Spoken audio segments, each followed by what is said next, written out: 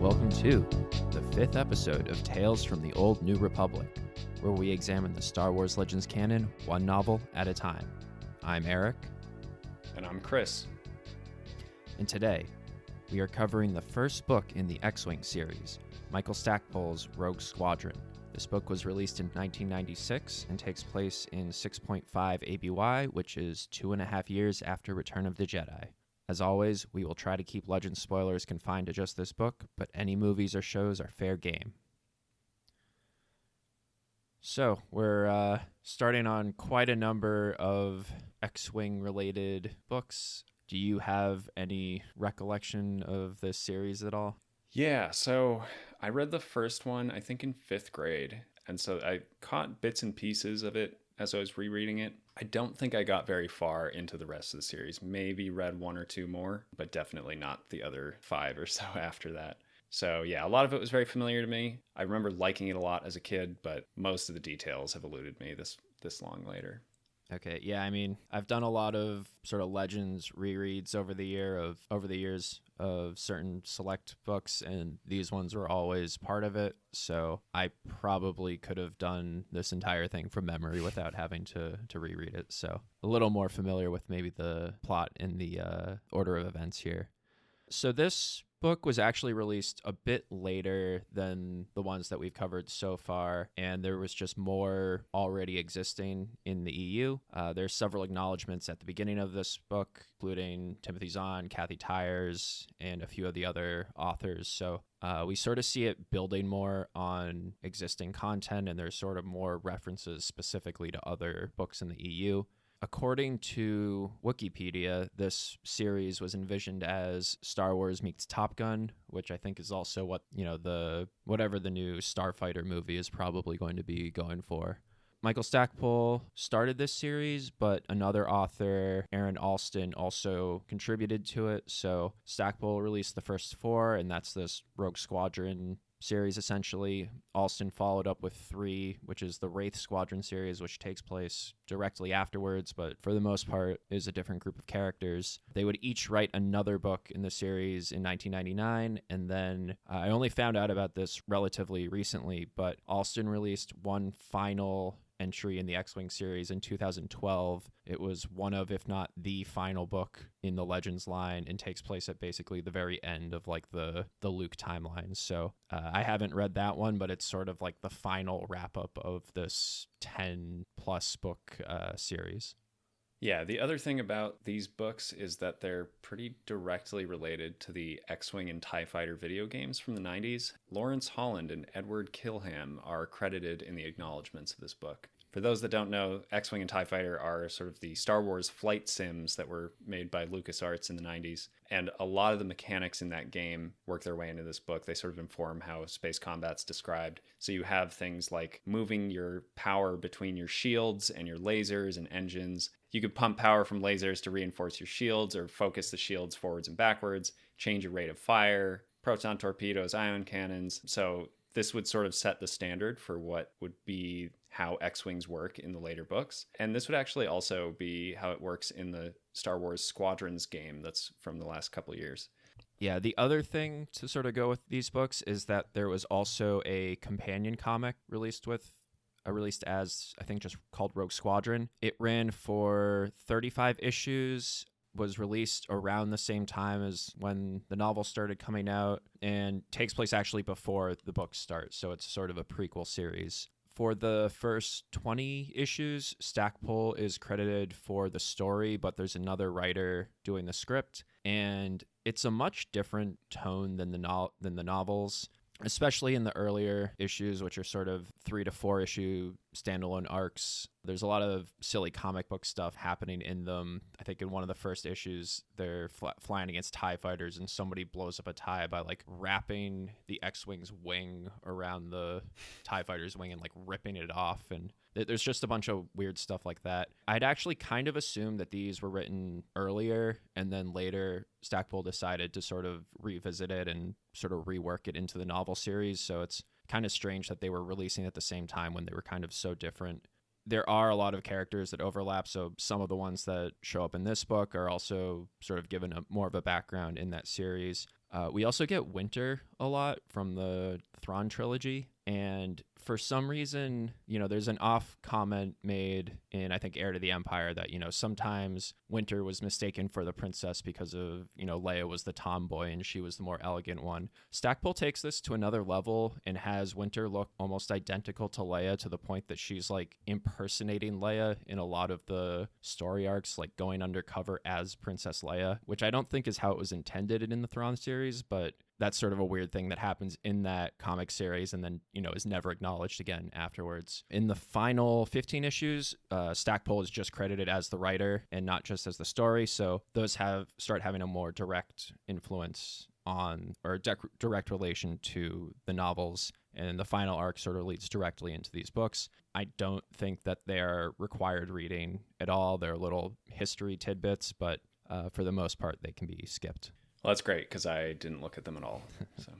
So something that started with these books that would sort of become standard with the Legends titles was the dramatis personae at the beginning of the book that lists out all the characters and gives sort of a brief explanation, mainly just like what their race is and what planet they come from and who they're affiliated with, which is good because there are a lot of characters in these books. So if you need to reference, you can sort of check the front cover. By the time we get to the New Jedi Order, this is basically standard across all series, and it's always interesting for me when I do a reread to sort of go through the character list, and some of them I'll be very familiar with, and some of them I won't really remember, which is sort of a clue for who's maybe surviving till the end of this book and who's more cannon fodder. That's funny because I didn't even notice that was there, and I was confused the entire time because I kept getting characters mixed up and forgetting what race they were. So, I kind of had a raw experience with without any of it. Yeah, so entering this series, it's a couple years after Return of the Jedi. The Empire still controls about 50% of the galaxy, and, the big target is taking Coruscant. So similar to the character list that the books give, we're going to go through the roster of Rogue Squadron just so we don't need to sort of stop every time a new character comes up in the discussion. So leading the Rogues is Wedge Antilles. I think we all know him from the original trilogy. He's one of the main characters in this book. We also have Corran Horn, who's a new character for this and sort of the central protagonist POV character. He was originally with the Corellian Security Force, which are basically space cops on Corellia. Comes from a long line of Coruscant. His father and grandfather were both members. Sort of has some misgivings about joining the rebels because when he was a space cop, they were viewed as criminals. But he eventually left Coruscant, had been living under a assumed identity for reasons that don't really make that much sense. He has dead parents, which come up a lot, especially his dead dad that he remembers constantly. And he wears a lucky charm coin around his neck. He also has an R2 unit called Whistler that has been with him since the Coruscant days, and Whistler is sort of somewhere in between R2-D2 and Chopper, where he's a little sassier than R2-D2, but not openly homicidal the way that Chopper is. You forgot one of the most important things about Corran, which is he likes the color green, right? That's the Corellian colors that he wears. Right. Yeah, his X-Wing is painted green. He wears a green flight suit, even though everybody else is wearing orange. Yeah, and Whistler, right? I don't know. I think Whistler is also green, yeah. All right, next we have Corran's wingmate, Oral Quirg. I'm going to get really... I always said Oral Quirg, but we can say Quig or Oral. So this is the problem. This is what's funny about it is when we're recording these episodes and we take notes in our shared Google Doc, we have bullet points and we very often just write the names how we remember them. 9 out of 10 times we spell the names wrong. What I was not expecting was in the actual book, they spell this character's name differently throughout it. Sometimes it's spelled Qrygg, other times it's spelled Qyrgg. So either Quirg or Kurg. Anyway, I'm giving myself a pass because I don't even know that the people who wrote this book don't even know how it's supposed to be spelled. So I'm just going to do my best. But anyway, he's this creepy bug guy. It's a race called the Gand. He has a respirator. If you remember Zuckuss from the original trilogy, he was one of the bounty hunters in Empire Strikes Back. He's one of the bug people. And his race, the Gand, refer to themselves as Gand until they have some kind of achievement that allows them to get their own surname instead of just being called Gand. And so Krug is his surname, which he was granted first, and then he got his first name Oral. But generally, they don't refer to themselves in the first person until they're so well known that no one needs to be told their name. So generally, he refers to himself as Oral. Yeah, but there's also this thing where, like, if you're feeling shame, a way to express your shame is by downgrading. So he normally says his name is Oral, but if he's embarrassed, he'll say Querg or even Gand if it's, like, very embarrassing or something like that. Right. So that comes and goes. We have Nawara Ven, who's a Twi'lek. He used to be a lawyer before becoming a pilot. He and Corran sort of buddy up a lot when they're doing sort of analytical detective work. And he faced racial discrimination under the Empire trying to be a lawyer. It's tough out here. Next is Rysati Ynur. Sometimes I call her Rysati or I don't know. She's from Bespin, and she joined after being displaced by the Empire. And one thing she says is that she has no time for romance. So a big topic here is Thyfera, which is the planet where Bacta comes from. It's neutral in the conflict between the Empire and Rebels, provides 90% of Bacta to the galaxy, and there are two corporations that control everything, and they were sanctioned and set up by the Empire, and those are Zukfra and Zaltin. There's also the Vradics, which are these bug people that actually make the Bacta, and the humans are just basically slave owners. There's mention of the Ashern rebels, who are Vradics that are trying to, break free from human control. And because Thyfera is so important and Bacta is so important, we get two members from Thyfera. Yep, so we have Bror Jace, who's kind of the rival with Corran, competing to be the best in the squadron. He's sort of this arrogant rich boy, and he is part of the Zaltin Corporation, whereas Erisi Delaret is part of the Zukfra Corporation, and her defining trait is that she's good looking. Over and over again mentioned how attractive she is. Yeah. We have Lujane Forge, is a human from Kessel, and her family help rehabilitate criminals on the Kessel prison, which is like the big spice mine that you get sent to. She's sort of the emotional core of the squadron. When Corran is acting like a loner at the beginning, she's the one that sort of goes and talks to him and asks him to open up to the other members of the squadron. We also have Gavin Darklighter, who is a human from Tatooine. And if you remember in episode 4, there was Biggs Darklighter. It was one of the X-Wing pilots. He was Luke's friend. So he is the cousin of Biggs. And he's only 16 years old, but he's big and he's built big. They said, like, you wouldn't know if he was 16. He looks like a grown man, but he's a child. Yeah, and he's apparently a bit of a prodigy. He placed second behind Corran in one of their test flying scenarios. And yeah, if you think it's weird that both in universe and for the author to include a 16-year-old in the squadron, you'd be right, because why would they do that? We've got Riv Shiel, who's a Shistavanin, which is like a wolfman. Another wolfman, because I think we talked about DeFels a couple episodes ago, which were a different type of wolfman. He's Gavin's wingman, and that's about all we know about him.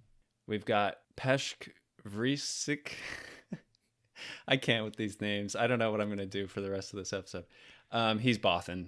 That's kind of what we know. There's Adorni Hui, a Rodian, so like the Greedo people.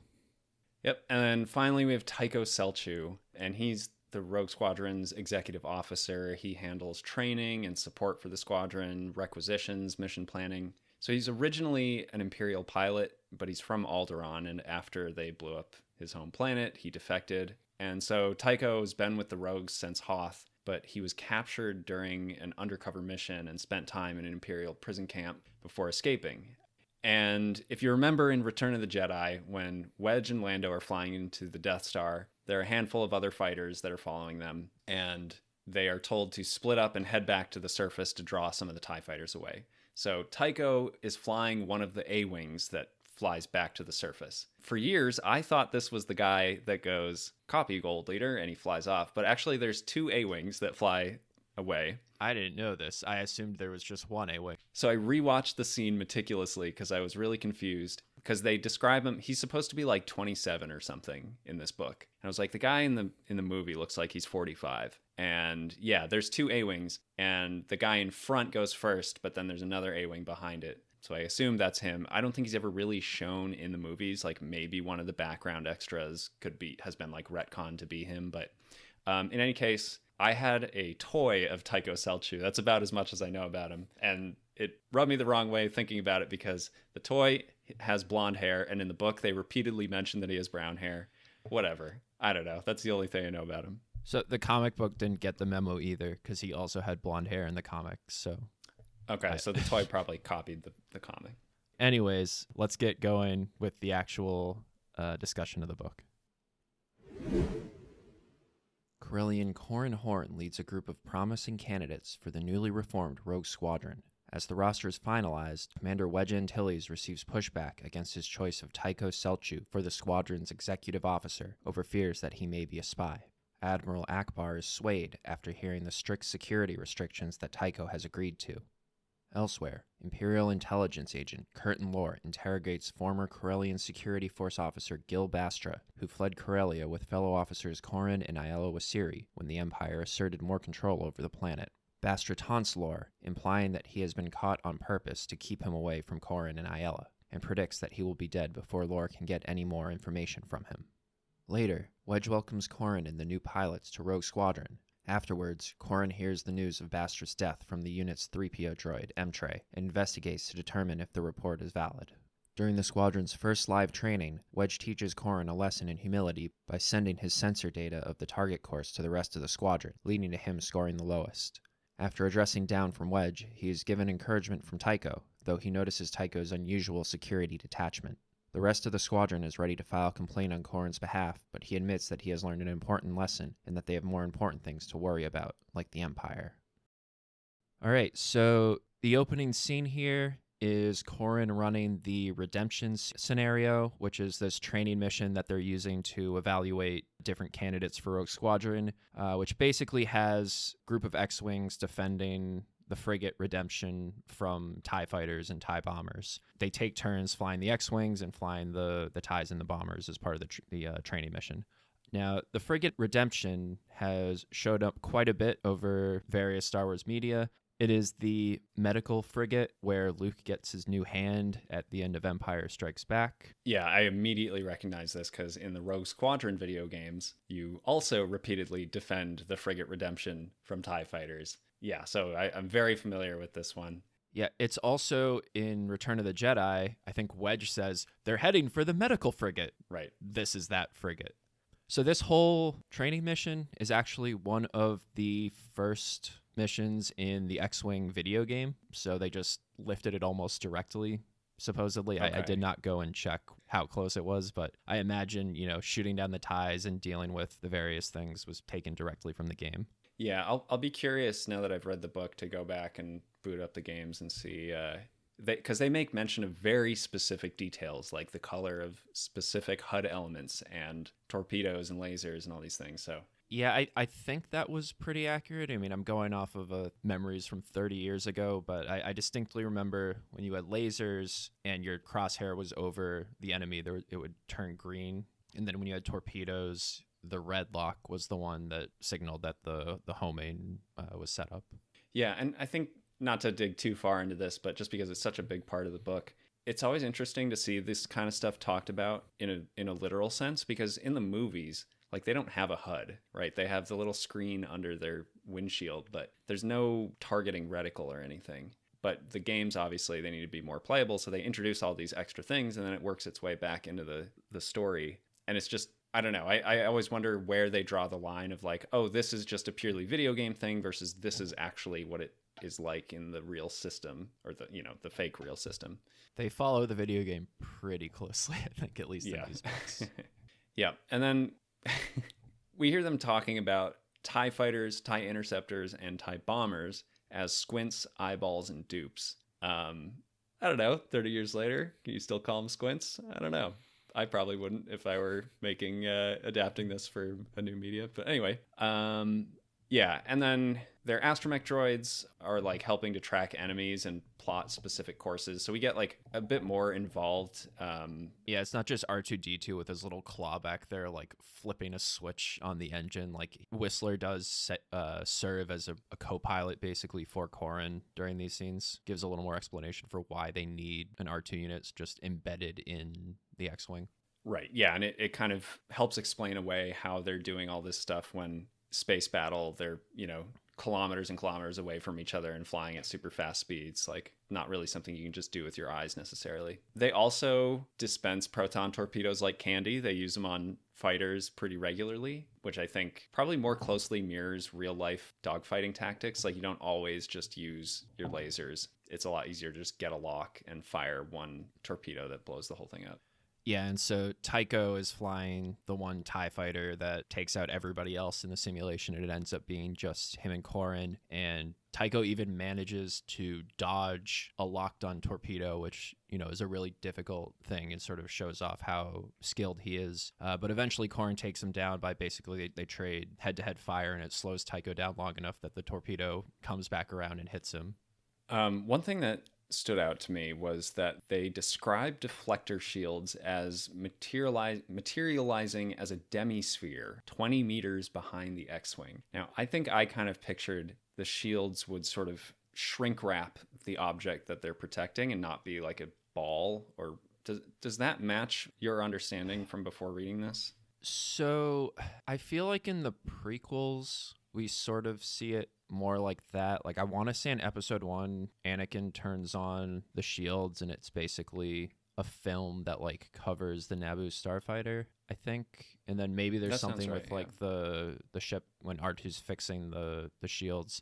I mean, I don't think like a spherical would be that crazy. 20 meters seems like a really big distance, right? Yeah. Like maybe 1 meter would make sense for the shield. I get that sometimes they show, in the space battles, a laser bolt hits indirectly and you see an explosion or something that's like not touching the actual ship. But I don't know. Yeah, 20 meters seems like absurd for the distance. Like, wouldn't they be crashing into each other? When they're like formed up that close. Yeah. So after this training mission, we get a look at Wedge. He's meeting with General Salm and Admiral Akbar discussing the new Rogue Squadron roster. We find out that Hobby and Jansen got selected to lead their own squadrons, and Wedge is kind of bummed out about that. And that this whole selection process has been highly politicized, and who gets to have a representative in it has been something that every interested party is competing for. And so that led to situations like the 2 Thyfarans that are in the squadron. General Salm is introduced as a sort of curmudgeon-y character that has a problem with the way that Wedge operates, because Wedge is sort of this rule breaker. I think that Saul makes a lot of good points here. For example, he has a problem with Gavin being 16 years old and added to the squadron.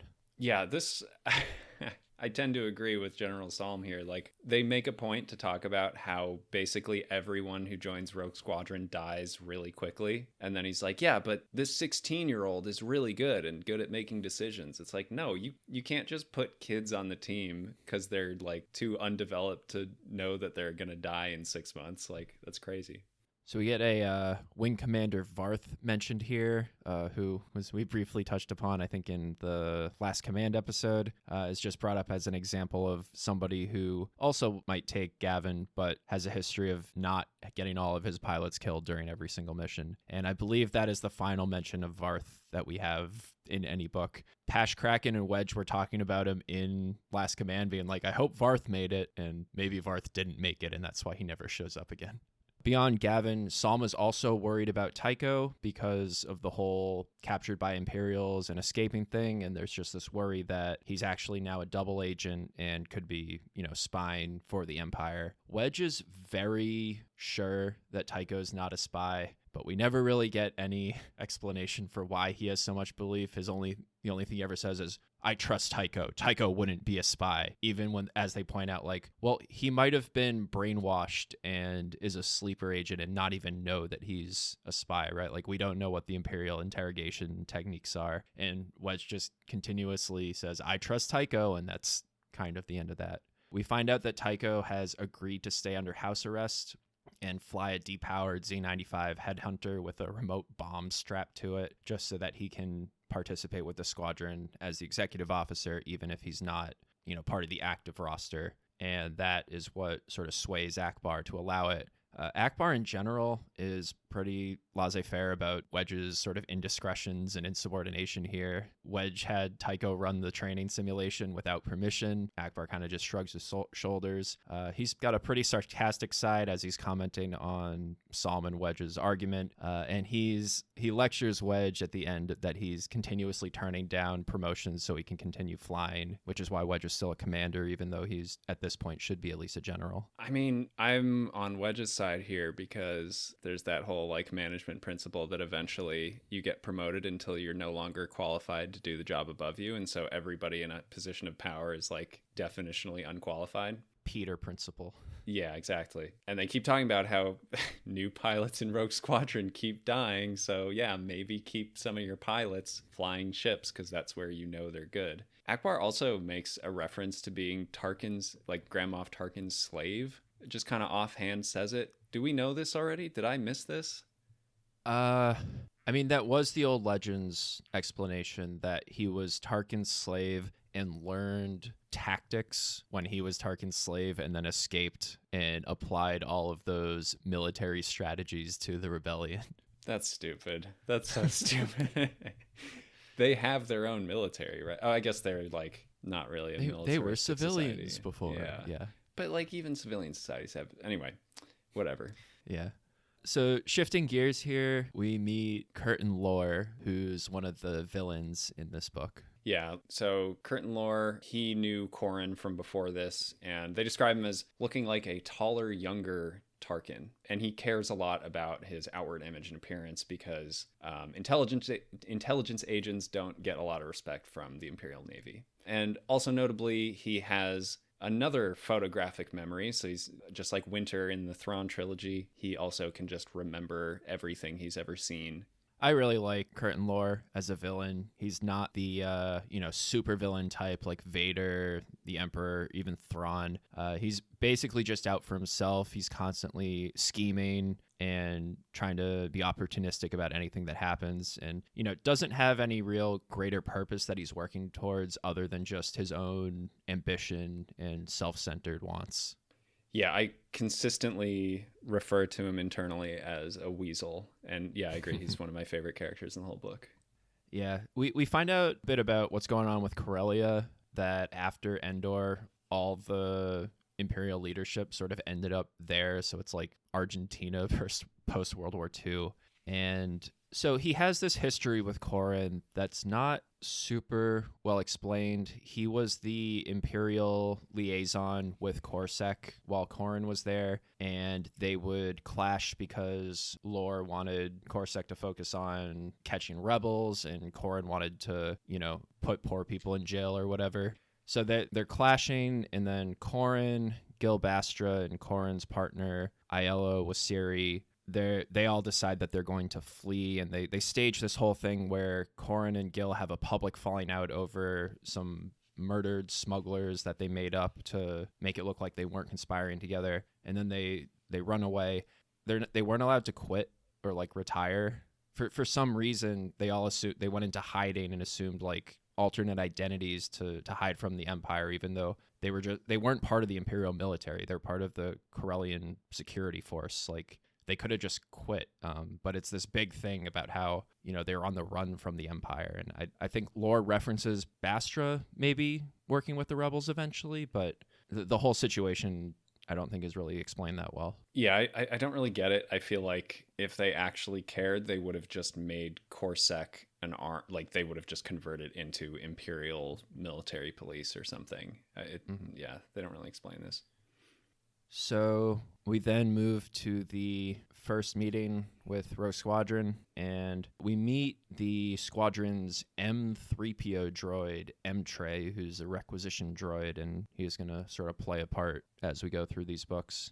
Wedge points out that the rogues were selected not just for their piloting skills, but also for other talents that they may have so that they can operate more as a commando unit.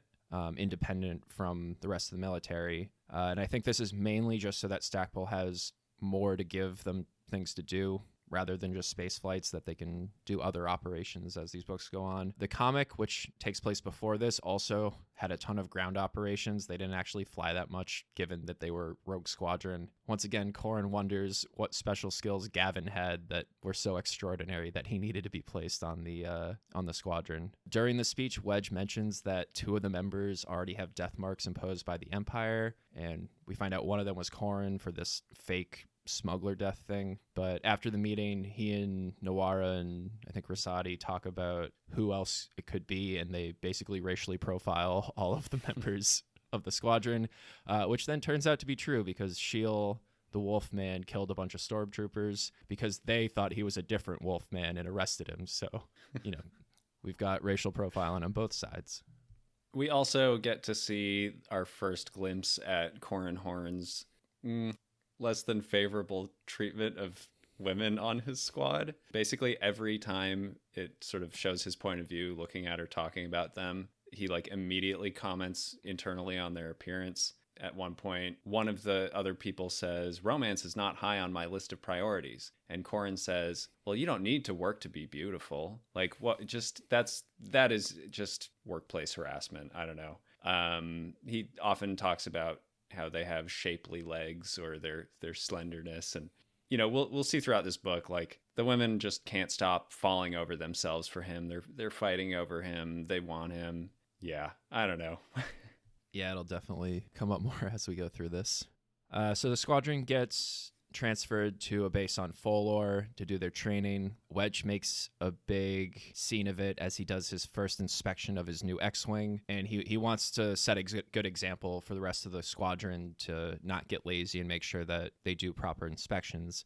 But we find out that Rogue Squadron follows the same thing we see in real life, where for every kill you get, you paint a image of it on your fuselage, and those stack up over time. Wedge has destroyed so many TIE fighters and interceptors over the years that they had to start grouping them in squadrons on his fuselage, or else the entire X-Wing would just be covered in TIE fighters and interceptors, and he's got 2 Death Stars on there too.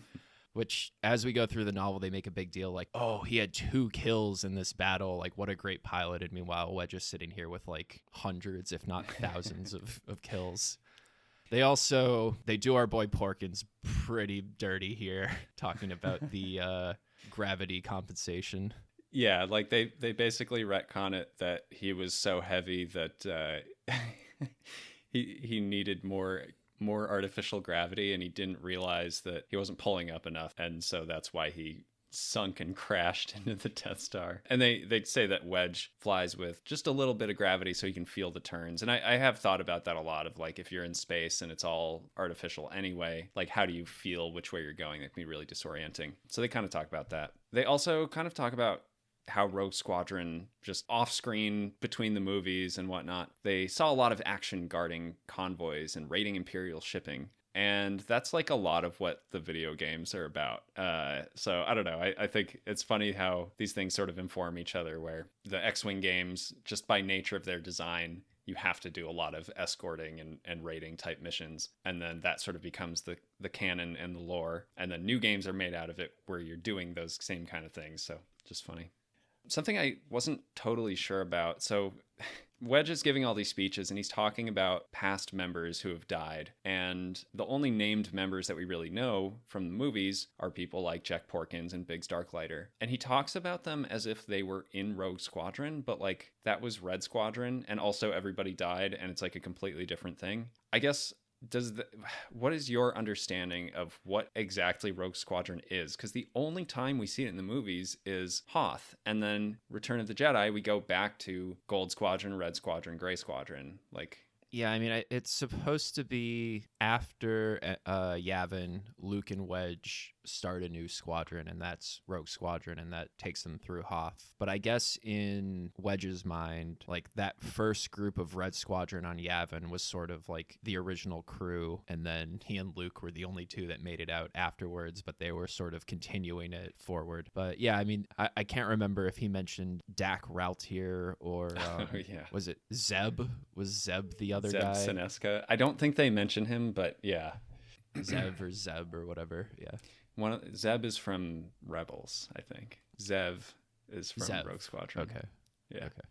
So we get this training run where they fly down a canyon and shoot at stuff, sort of similar to the Death Star run. And Corran goes first and is pulling off all these crazy moves. He does this thing where he uses his repulsor lifts to kick off the canyon wall, which I thought was a pretty interesting use. You don't really see that much. And we get to this point where there's a sort of a narrow choke point where normally you'd want to roll your X-Wing vertical so that you have more clearance, but he keeps it flat and enters sort of this flow state where time slows down, and he flies really well, but unbeknownst to him, Wedge is feeding all of his targeting data back to the other members of the squadron in order to teach him a lesson about friendship or something. So after he finishes, he finds out that he got the lowest score on the exercise and gets all mad and goes and confronts Wedge about it, and Wedge gives him a little talking to about being a team player or something, and then Tycho gives him sort of the good cop, bad cop afterwards and gives him a little pep talk and also talks to him about trust. Afterwards, he goes to their tap calf or rec hall or whatever, and they all apologize to him for how he was humiliated. But they also all had a betting pool going for what his response would be, and we find out Nawara won because betting to be reasonable were the best odds. So, I think they're trying to sort of establish this like locker room prank culture or something, like a sports team or something. But it's kind of funny that they all make a big deal about how they wanted to file like a protest for how he was treated, but we're also just gambling on his response. After Gil Bastra dies during interrogation, Curtin Lore is summoned to Coruscant, where he expects to be executed for his failure. Instead, he's brought before the head of Imperial Intelligence and the Empire's de facto leader, Hussein Isard, who points out the mistakes and blind spots that led to Bastra's death. Rather than punishment, she gives Lore the assignment to destroy the newly formed Rogue Squadron, with the added incentive that his old nemesis Corran Horn is a member. Wedge meets with Admiral Akbar and finds out that Rogue Squadron will be made active after only a month of training. They're sent to the planet Talicia in the Morobi system as part of the Alliance's push towards Coruscant. On the way there, they get pulled out of Lightspeed in the Korax system to find the Imperial interdictor Black Asp ambushing a star yacht. Corran is hit by ion cannons from the Asp, leaving his X-Wing without engine power. The remaining rogues push back the Imperials, but their exit vector takes them towards Corran's dead ship. He's saved when Tycho uses an unarmed shuttle to paint target locks on the incoming fighters, allowing Corran to fire several torpedoes and drive them away. Corran's X-Wing is transported to the Morobi system by the rescued yacht, which he learns is the Pulsar Skate. The yacht belonged to Booster Terek, a notorious Corellian smuggler that Corran's father caught and sent to Kessel for 5 years. Booster was a friend of Wedge's parents, and since his retirement, his daughter Mirax has been using the Skate to run supplies for the Alliance. Corran and Mirax initially clash over their father's history before Wedge intervenes. Later, Corran asks Wedge why Tycho was flying an unarmed shuttle and was being escorted by security guards. Wedge reiterates his trust in Tycho and tells Corran that it's a personal matter and not to mention it to the rest of the squadron. So after Gil Bastra dies during interrogation, Lore is in the very relatable situation where you screw up at work and spend a decent amount of time trying to find up with an excuse to cover yourself, and avoid blame. He spent 2 weeks looking through intel and trying to have something to take away from Bastra's interrogations before he realizes he has nothing, and he gets called to Coruscant. As he's being flown in, the shuttle pilot's like talking trash to him and says like, "Oh, don't worry, the Empire is too poor now. They're not going to blow us up on entry. If they execute you, it'll be on the ground." And he also mentions that like not many people come through this route. Like the last time I used it was bringing in Vader after Yavin and the Death Star blew up. So Lore thinks he's sort of in for it here and possibly going to be executed. Yeah, they also call attention to how Coruscant's planetary shield works. They call it the most sophisticated one in the galaxy. So only small holes open up to let ships in through as needed, but this is going to be like a pretty major impediment for the rebels being able to annex it later. So we meet Izan Isard, the head of Imperial Intelligence and basically the leader of the Empire on Coruscant. She is the daughter of the previous head of intelligence, and it is highly speculated on that she turned her father in for treason and personally executed him, possibly making up those charges, but in order to gain power, sort of turned on her own father. It is also rumored that she was the Emperor's lover, which, ew. So in Heir to the Empire, maybe it was Dark Force Rising, the timeline they put on Palpatine is that he's like maybe over 100 years old by Return of the Jedi. So like 80, 70-year age gap between them. So, that's fun. So she wears this red Grand Admiral's uniform. I don't think any other character in Star Wars has worn a red Imperial uniform. She's got black hair with white streaks, and she has heterochromia with one red eye and one blue eye. And I think I mentioned in the last episode that the true mark of an original character is give them heterochromia, because it's like unique and quirky. And yeah, sure enough, this book has one too. Yeah, so Izard does fall more into that traditional big bad villain role. Kind of get like Cruella de Vil vibes from her. But yeah, so she brings in Lore, basically lectures him that Bastra knew that he relied too much on his memory and he would miss certain details because of it, and that Gil basically committed suicide because he had this allergy to Bacta, that something with like another disease that covered it up or something like that. But basically Lore should have tested for it but didn't because he saw this other medical finding. Izard also just makes some general comments about Imperial training and indoctrination that makes their soldiers and agents think that they're infallible and they'll ignore their own blind spots. And even points out that the Emperor was too focused on Jedi and didn't spend enough time on the actual rebellion, which I guess is probably correct given that, it's not Luke that blows up the Death Star, it's the whole rebel fleet. We also get the first mention that Izard has an agent within the squadron. We don't find out who it is here. We won't find out for quite a bit, but that's going to be sort of an ongoing plot. Yeah, one thing I just want to mention is when Lore goes in for the first time, he comments on like how empty her office is, and then realizes, oh wait, this is Coruscant, where real estate is the most valuable thing. Everybody's so packed in like sardines. So being able to just waste a bunch of space, even if it looks really stupid, it's the height of luxury. It just reminds me of like from like 5-10 years ago, the influencer mansions where these like idiot kids would somehow acquire these huge mansions and decorate them with nothing. And it's like, why did they do that? Oh, because it's literally just to show off. Look how much money we spent. Now watch our stupid videos. Yeah.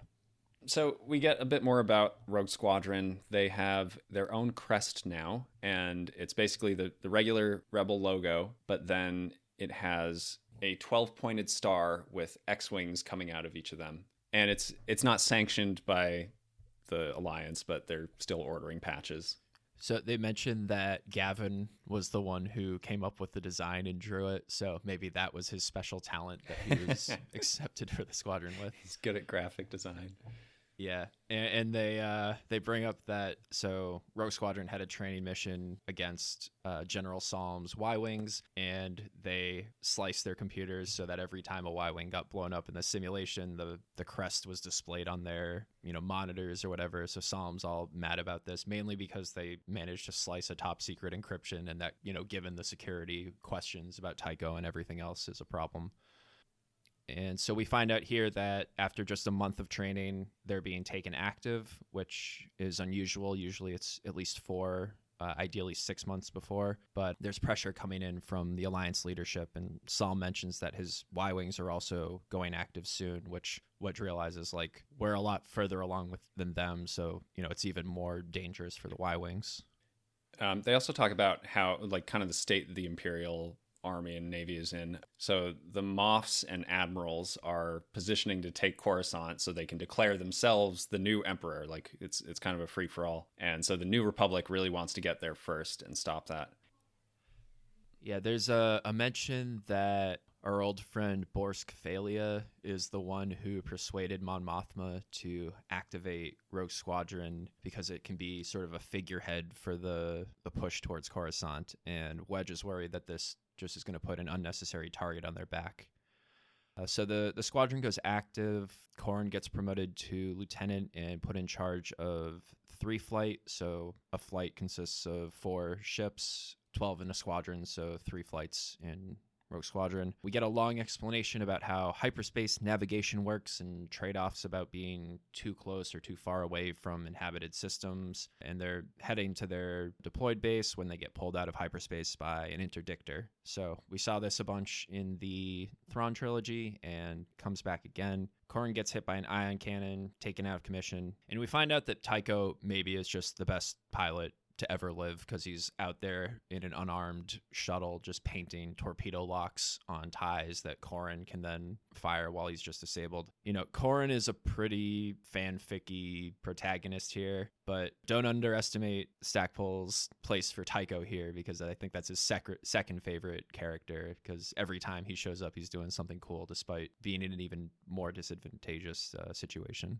Yeah, so this also illustrates a problem with some of these books where it's a small world and they just happen to run into Wedge's childhood friend while they're flying around. So Corran is upset about this because he really has a problem with drug smugglers, and just smugglers in general. He has a low opinion of quote-unquote criminals, even though it's like not a big deal in this context. Yeah, I mean, the rebellion, you got Han, you got Lando, there's a bunch of other people coming from, let's say, non-traditional career paths to join the military.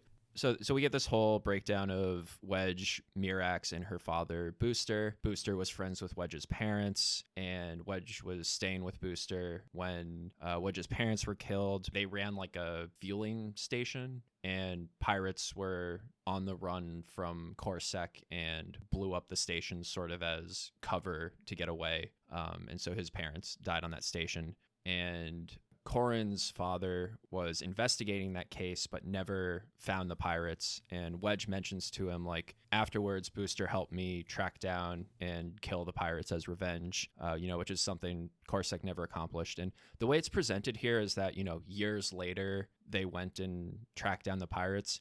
So this scene actually happens in the comic, and it's like basically as soon as it happens, Wedge and Booster find the pirates and blow them all up. So yeah, the reason Coruscant never managed to track down the pirates is that Wedge killed them like 6 hours after the initial incident. Another thing from the comic, we find out that when they were little, Wedge and Mirax referred to each other as Mira and Veggies, because Veggies sounds like Wedge. That's not something that made it out of the comic. Another piece with this is that the leader of the pirates was this dude named Loka Hask, and he actually survives the rest of the pirates being killed, but like this parasite ended up in his spacesuit, and so when he shows up later, he's got this like squid sticking out of the side of his head for some reason, and he joins the Imperials and is like the villain for one of the comic book arts. So yeah, like I said, you don't need to read the companion comic in order to get the most out of this series. So yeah, Wedge sort of smooths things over with Corran and Mirax, mentions that, goes out of his way to say that Mirax is just a childhood friend and like a sister to him. So, another woman to compete for Corran's attention here. Corran's only response is just like, oh, it could benefit my career to become friends with somebody that's close to my commanding officer. So Corran's X-Wing gets damaged in this fight, and we find out that he never signed over his X-Wing to the New Republic. He just took it with him from Coruscant, so it's going to be harder to get repairs because he's not officially part of the New Republic system. But then as he's talking to M-Tray, the 3PO unit, about it, M-Tray goes into sort of this secondary scavenging protocol. It's sort of a different personality that he's not actually aware of, and he finds like a black market equipment to help repair the X-Wing.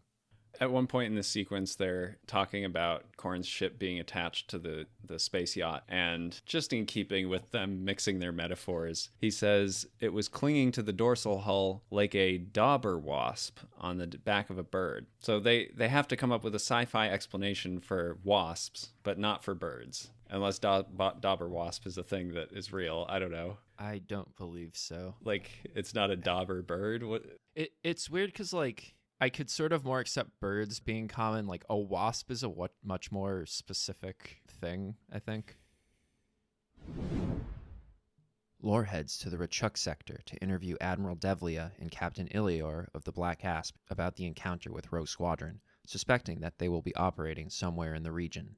The Rogues escort a rescue mission in the Hensara system and manage to destroy the majority of 3 TIE squadrons without taking any casualties, leading to a successful mission. However, using the data collected from the battle and hyperspace vectors from Shorax, Lore is able to pinpoint their base on Talassia. At the base, Corrin awakens in the middle of the night, feeling that something is wrong shortly before a stormtrooper enters his cabin. He manages to kill the trooper, and after finding Oral, the two make their way to the main base to alert the rest of the squadron. They locate several members, but fighting eventually breaks out. Corrin shoots several stormtroopers before taking a blaster bolt to the chest. A trooper is about to finish him off before he is saved by Wedge.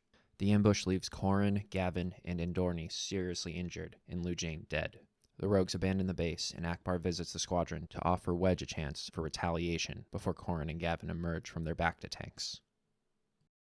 Alright, so Lore is conducting interviews with Captain Ilior here, who was commanding the interdictor that ran into Rogue Squadron, and we find out that in addition to being anti-alien, the Empire also was anti-woman, and it was difficult for women to rise through the ranks with the military, but after Endor, so many people were killed that now they're promoting women to sort of make up their personnel. And they say that Ilior served under Thrawn and other non-humans in their own sort of non-human track or something.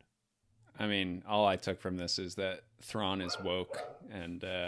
Well, Thrawn is not misogynist. Thrawn still has some issues with other alien races.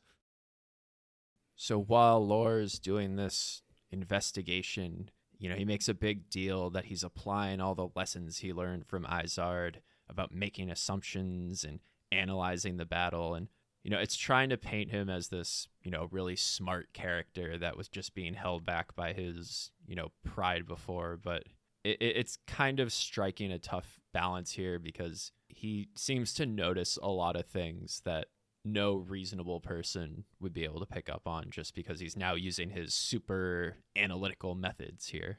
Yeah, and he's combining his photographic memory of every star system or something. He's like combining all of these different things in a way that doesn't really make sense. And also, I would imagine a computer that's filled with all of this data anyway would be able to do better than him. Yeah, I mean, it comes back to the black box computers that sometimes are very advanced in how they analyze things, and other times, they can't track targets moving quickly in a sensor package. We mentioned before, Rogue Squadron sees a lot of escort and rescue duty. They have one here where they're escorting a rescue mission, and then they get jumped by 4 squadrons of TIE fighters and somehow manage to fight them all off without anybody dying.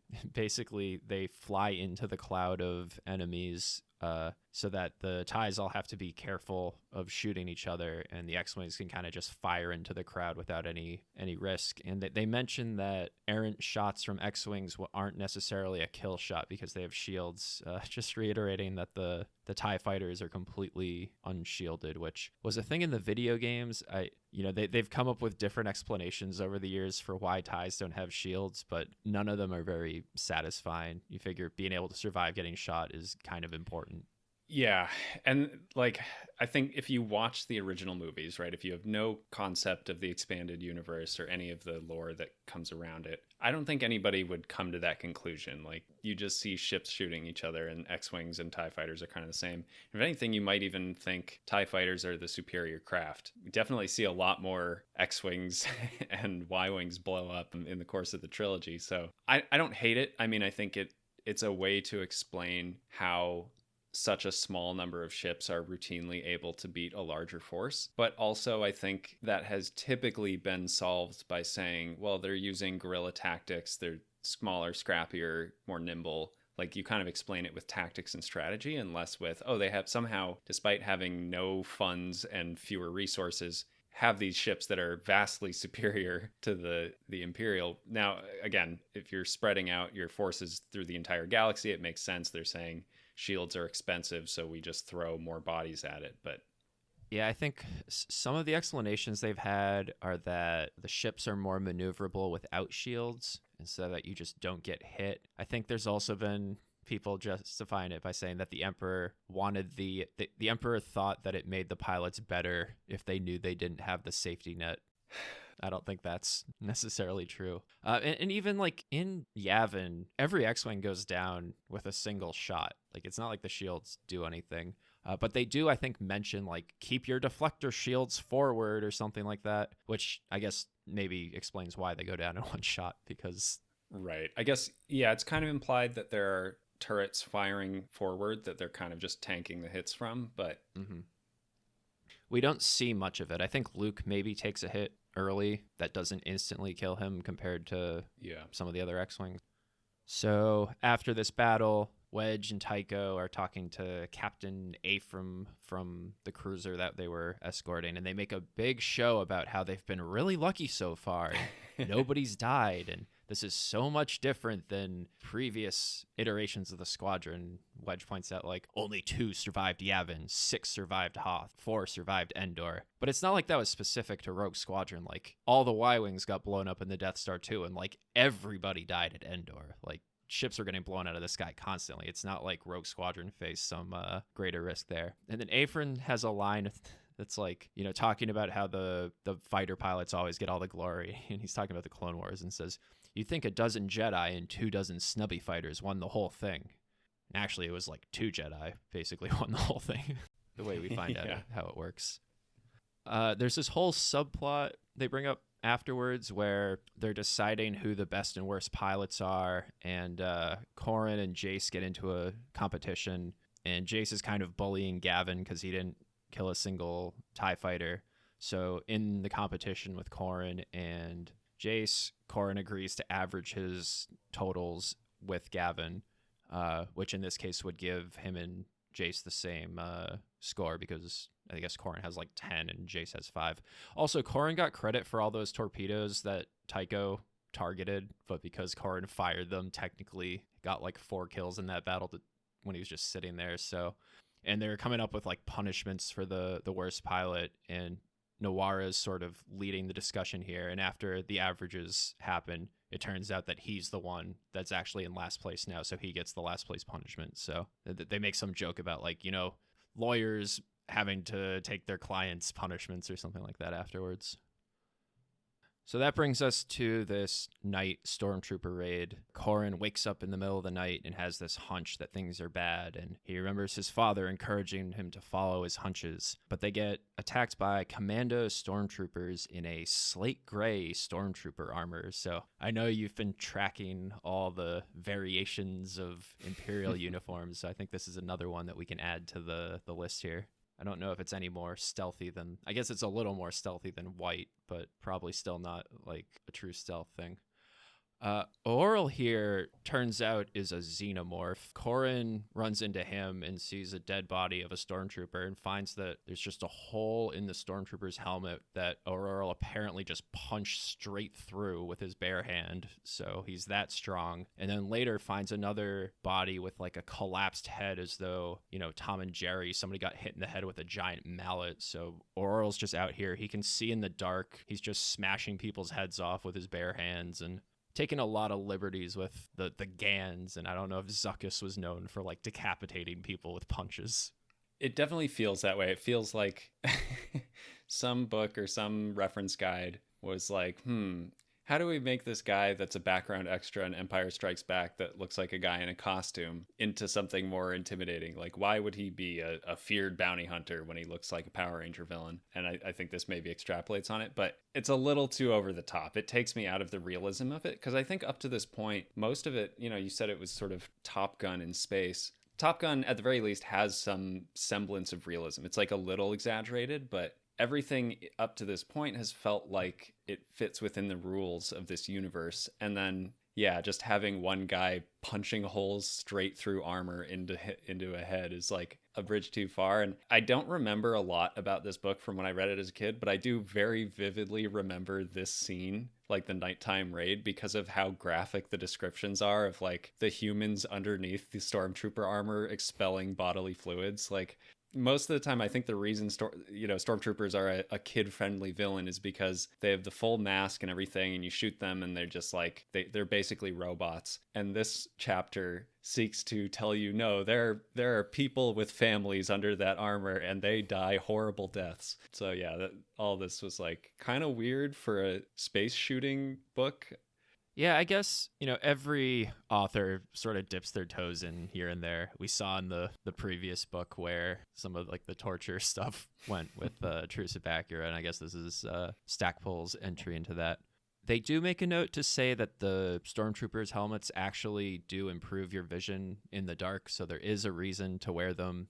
Counter the classic can't see a thing in the helmet. Maybe Luke just didn't know how to turn on the vision while he had it on. But yeah, so Corran's just running around like he's Arnold Schwarzenegger or Stallone in an 80s movie, just blasting stormtroopers for a while before he and Gavin finally do get shot here.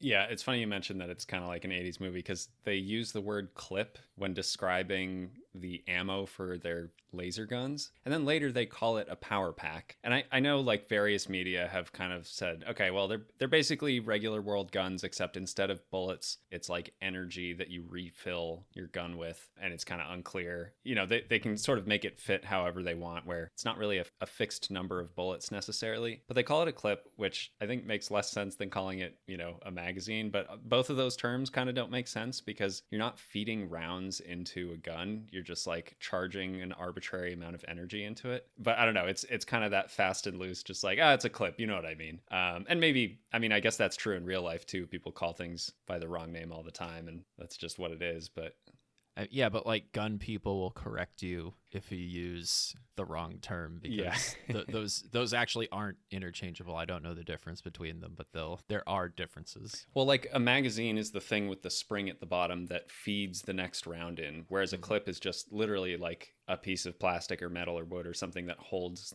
the bullets. And so like old rifles, some of them you'd shove the whole clip in, like the M1 Garand or something, but like it's just a holder, like it doesn't do anything, whereas a magazine is like actively feeding bullets into the gun. But again, either way, that's not what this is doing. It's like charging your phone. Like, I don't know, or putting a battery in or something.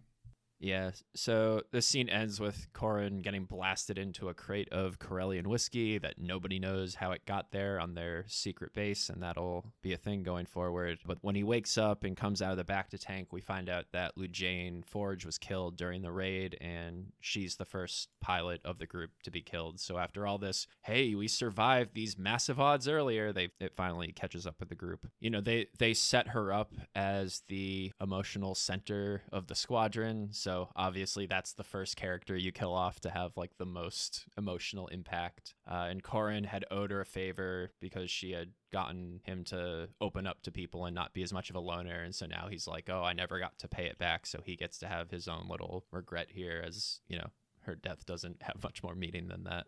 So then Wedge, Corran, and Gavin talk about death for a bit. Gavin mentions that Lujane's the first person that he actually knew that died. He's Biggs' cousin, but Biggs was older and he didn't really know him that well. He also mentions he knew Owen and Beru and visited them a couple times, or visited Luke with Biggs. So like he kind of did have a relationship with Biggs, but whatever. It comes out that Biggs' father perpetuated and took advantage of the anti-alien laws to buy up real estate and expel aliens from his land. This is something that also was in the comics, where he's selling arms to both sides of the war, even as he's holding like a memorial for Biggs' death. It's kind of a weird choice here that you're introducing Biggs Darklighter's dad and he's like a war profiteer selling arms to the Imperials. Yeah, this whole sequence was kind of bizarre to me because they're there to talk about Lujane and how they're coping with it, and then they go on this like 6-page diatribe about Biggs' father and some alien named Throg, and like after a while it's like, aren't we here to talk about Lujane? Like, what is going on? But they just kind of go off on this. Yeah, and it also builds up Biggs to have been, actually he was the actual best pilot out of everybody, maybe including Luke, but just had the bad luck in the Death Star trench to die. And the way that they talk about Biggs and Porkins and everybody else in the old squadron, it really builds them up as like, oh, they were these legendary pilots and not just guys that were there, which is kind of the impression you get from the movie. But because, those are movie characters, we have to really put them on a pedestal and treat them as though they're these like larger than life figures, despite just being like extras in the movies. I mean, I think there's some kind of narrative value to that in the sense that's what the characters are experiencing, right? Like they're now, because those people all died fighting the Empire and blowing up the Death Star, it's like they've started to revere and immortalize them in this way. But yeah, I was hoping for maybe like a little more self-aware reading of that, where the author would recognize like, oh, that's what I'm doing. That's what I, the author, am doing to these characters, is making them more than they were out to be. And yeah, I much prefer a world where the whole idea of the rebellion is it's just basically regular people. I mean, Biggs' character specifically was he attended the academy and then he defected. So like he has some training and also probably flew T-16s with Luke and all that. But it does kind of ruin it when it's like, oh yeah, no, that guy that was too fat to fly a ship and blew up, he was a legend. It's like, no, he's just a regular guy. Like, I don't know. You can't do both of those things in the same book, is what I'm saying. Yeah.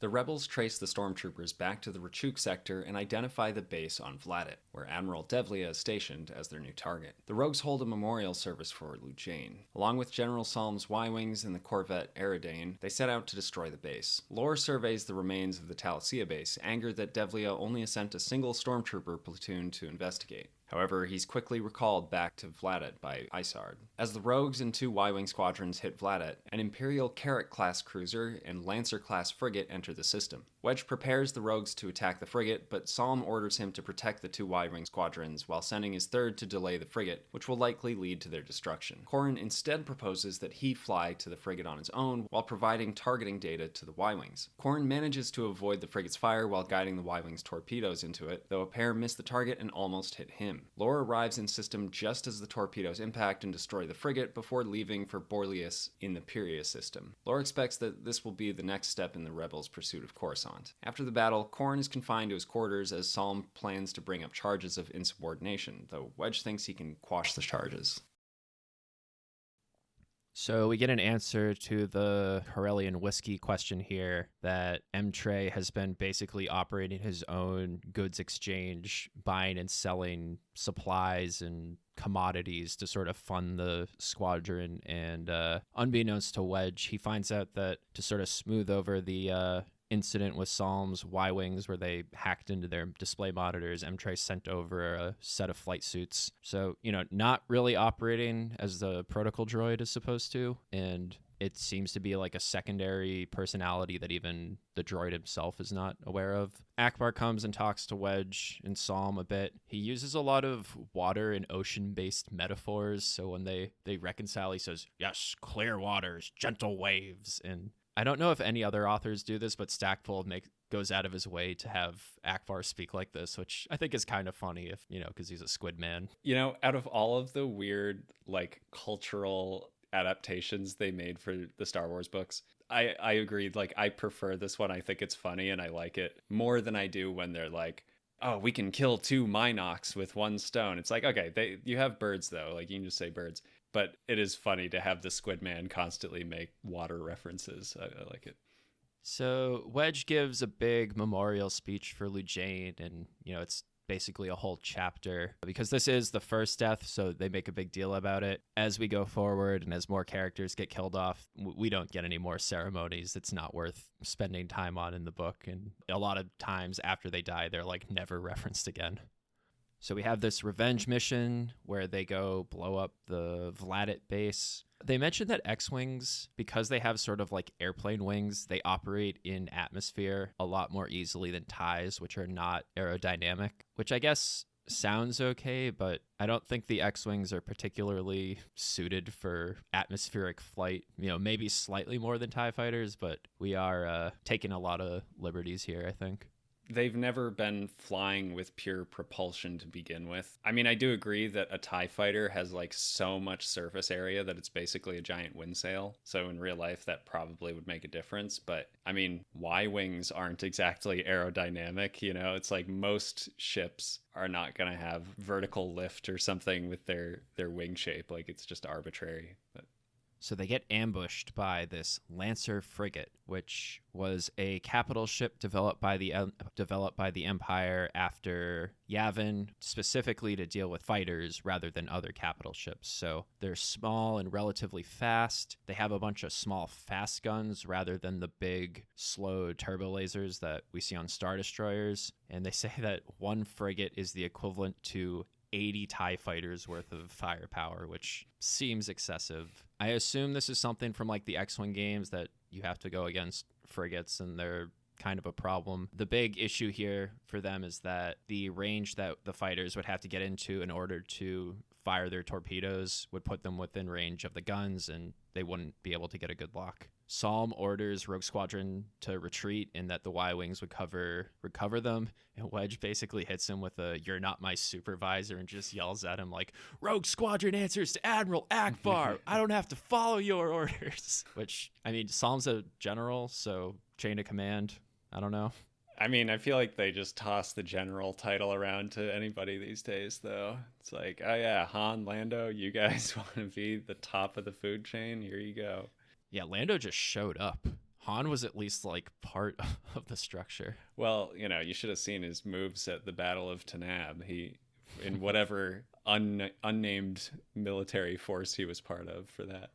So Corran comes up with this whole plan that's basically one of those, you know, a train moving this fast and another train moving this fast where they meet. That's the whole thing where they know how fast the X-Wing is going, they know the distance to reach the frigate, and they want to time firing the torpedoes that move at a different speed so that they all sort of converge at the same spot, which again is why they have the R2 units that can do all this math. I do think this would be a pretty fun video game level if you have to like dodge incoming fire while dragging 20 torpedoes on your tail. I think that could have worked out in one of the games. So the frigate is called the Ravager, and as I was reading this, I just have to wonder whose job it is to keep track of every single ship name, and anytime you want to make one, you have to think, all right, I need something sounding kind of evil, and now we have to go into the index and make sure that nobody's taken Ravager before. Yeah, I mean, I know eventually that was probably something they were doing actively, but I assume it was all just arbitrary and chaos at that point. Yeah, they probably didn't have like a centralized database in 1995. Yeah. When, that was like easily accessible.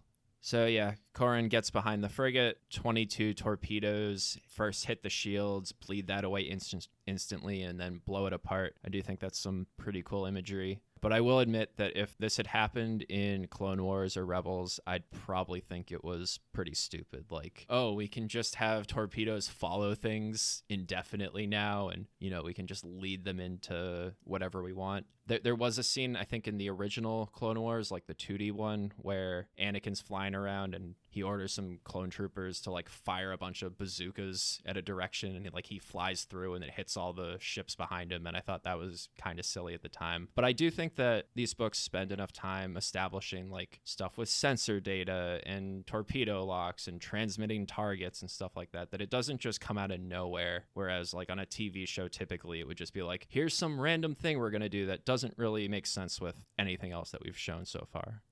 Yeah, I mean, I think also like it's very circumstantial. Like it doesn't feel like something that could just get used constantly. It's proposed as this spur of the moment thing where it's like, okay, I'm in this position, they're in this position, the frigate's over there. This is an option that we have right now, and it might not work, and I'll probably get blown to smithereens. And like he even misses one of the torpedoes and it almost kills him. Whereas in a lot of these other situations on TV or movies or whatever, it's like, well, why don't they just do this every time? But I agree. They kind of earned it here.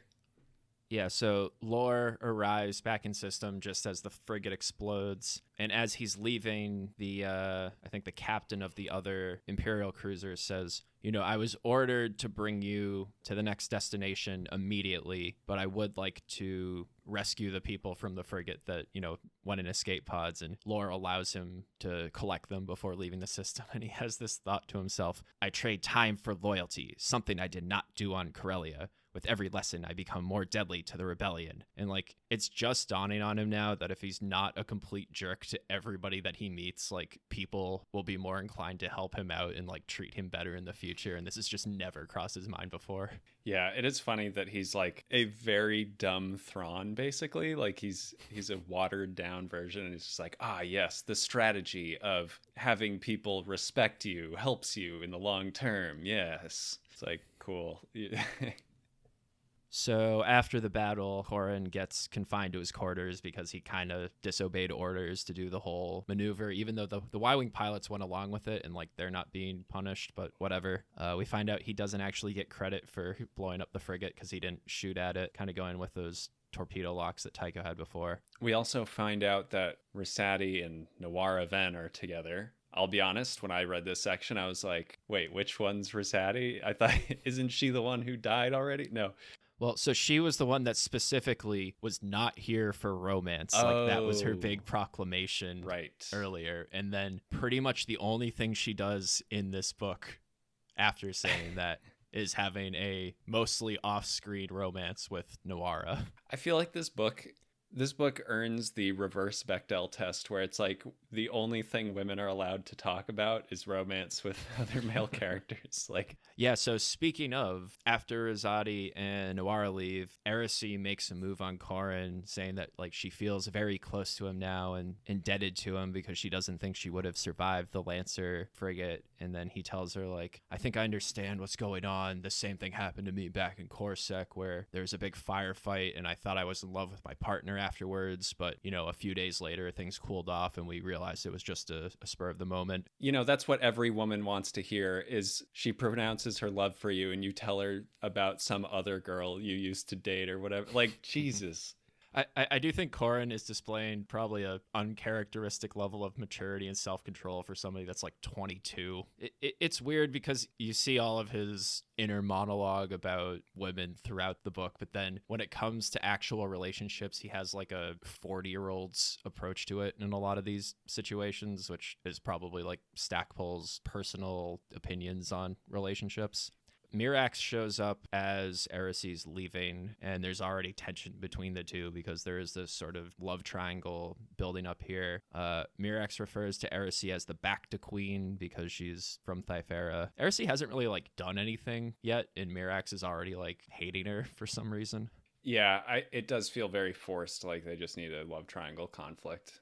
Yeah, so Mirax found out that Emtray just had those whiskey crates back on Talassia and bought some of it from him and baked a Corellian cake called a Rishkate and then shares it with Corran, and they have a little bonding session here. And Corran mentions that he felt relief when Erisi left, but wished Mirax had stayed longer because of their shared Corellian background. Even though his father put her father in jail for 5 years. But we can kind of see where this is headed. Akbar, Psalm, and Wedge attend a meeting with Bothan General Laren Crefe, who presents his plan for taking Borlius. The plan involves using a captured Star Destroyer to bombard the planet to take down its shield generator before sending in Rogue Squadron and Psalm's Y-Wings. Psalm and Wedge both have concerns with the thoroughness of the plan, but it moves forward with approval from Alliance leadership. Expecting there to be issues with the mission, Psalm drops the charges against Corran so Rogue Squadron can be at full strength. Lore inspects the base on Borlius and confronts General Derricote for siphoning Imperial funds to run his side business of selling Alderaanian biotics. Derricote confesses, but tells Lore that he has been anticipating an Alliance attack and that the secret underground biotics facility supplies additional power to his shield generator and houses 2 additional TIE squadrons. The rebel assault begins as its Star Destroyer bombards the shielded base. Derricote manipulates the shield generator to give the appearance that it is overpowered. Thinking the shield has fallen and wanting to keep the base intact, Crefe orders Psalm's Y-Wings to retreat, and for Rogue Squadron to escort him and the assault shuttles containing ground forces down to the planet.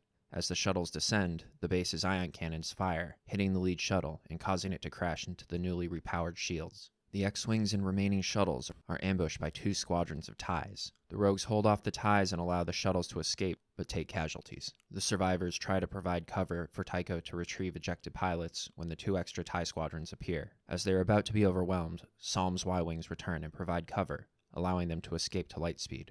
They regroup back at their base, where Corran and Commando Jitter Page are able to identify their target as Borlius based on data that Whistler collected. Their discovery of the biotics lab leads them to finding additional weak points. They take this information to Wedge and Psalm, who then bring it to Akbar to finalize a new plan.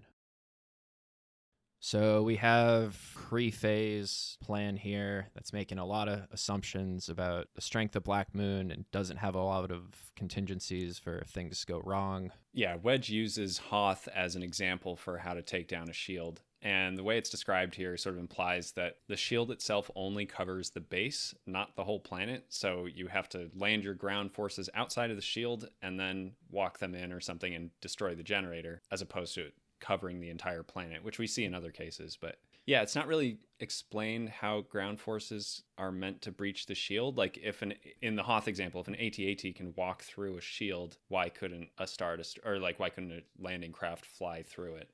Yeah, I think the same sort of explanation happened in The Last Command, and I think we actually brought it up then too. Like, the authors are trying to explain things that happen in the movies, but still aren't quite able to figure out what the mechanics are supposed to be. And, you know, as we move forward and we see stuff like Kessel parsecs and stuff like that, the explanations get more and more sort of elaborate to fit in with the movies.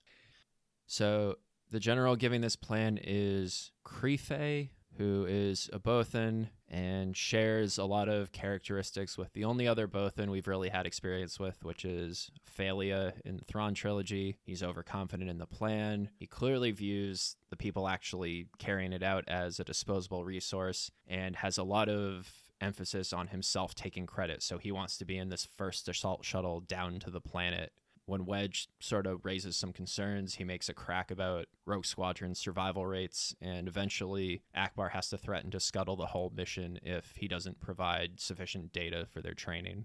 Yeah, and Wedge makes a point after that the Bothans always get credit for discovering the plans for the second Death Star, even though that was explicitly given to them as a trap to lure them to Endor and potentially destroying the entire rebellion. But they're like still given preferential treatment in all these ways because of their accolades around that. And yeah, I don't know. I feel like on one hand, I'm already getting tired of the insufferable Bothan characters and their like stereotypical trying to take credit even though it's bad for the mission thing. But on the other hand, I was kind of thinking about it, and it's like if they became a bigger part of sort of the modern Disney canon and they didn't include that, I'd be disappointed. And so it's kind of like, okay, at this point, you know, you kind of want some of that to carry through because it is funny.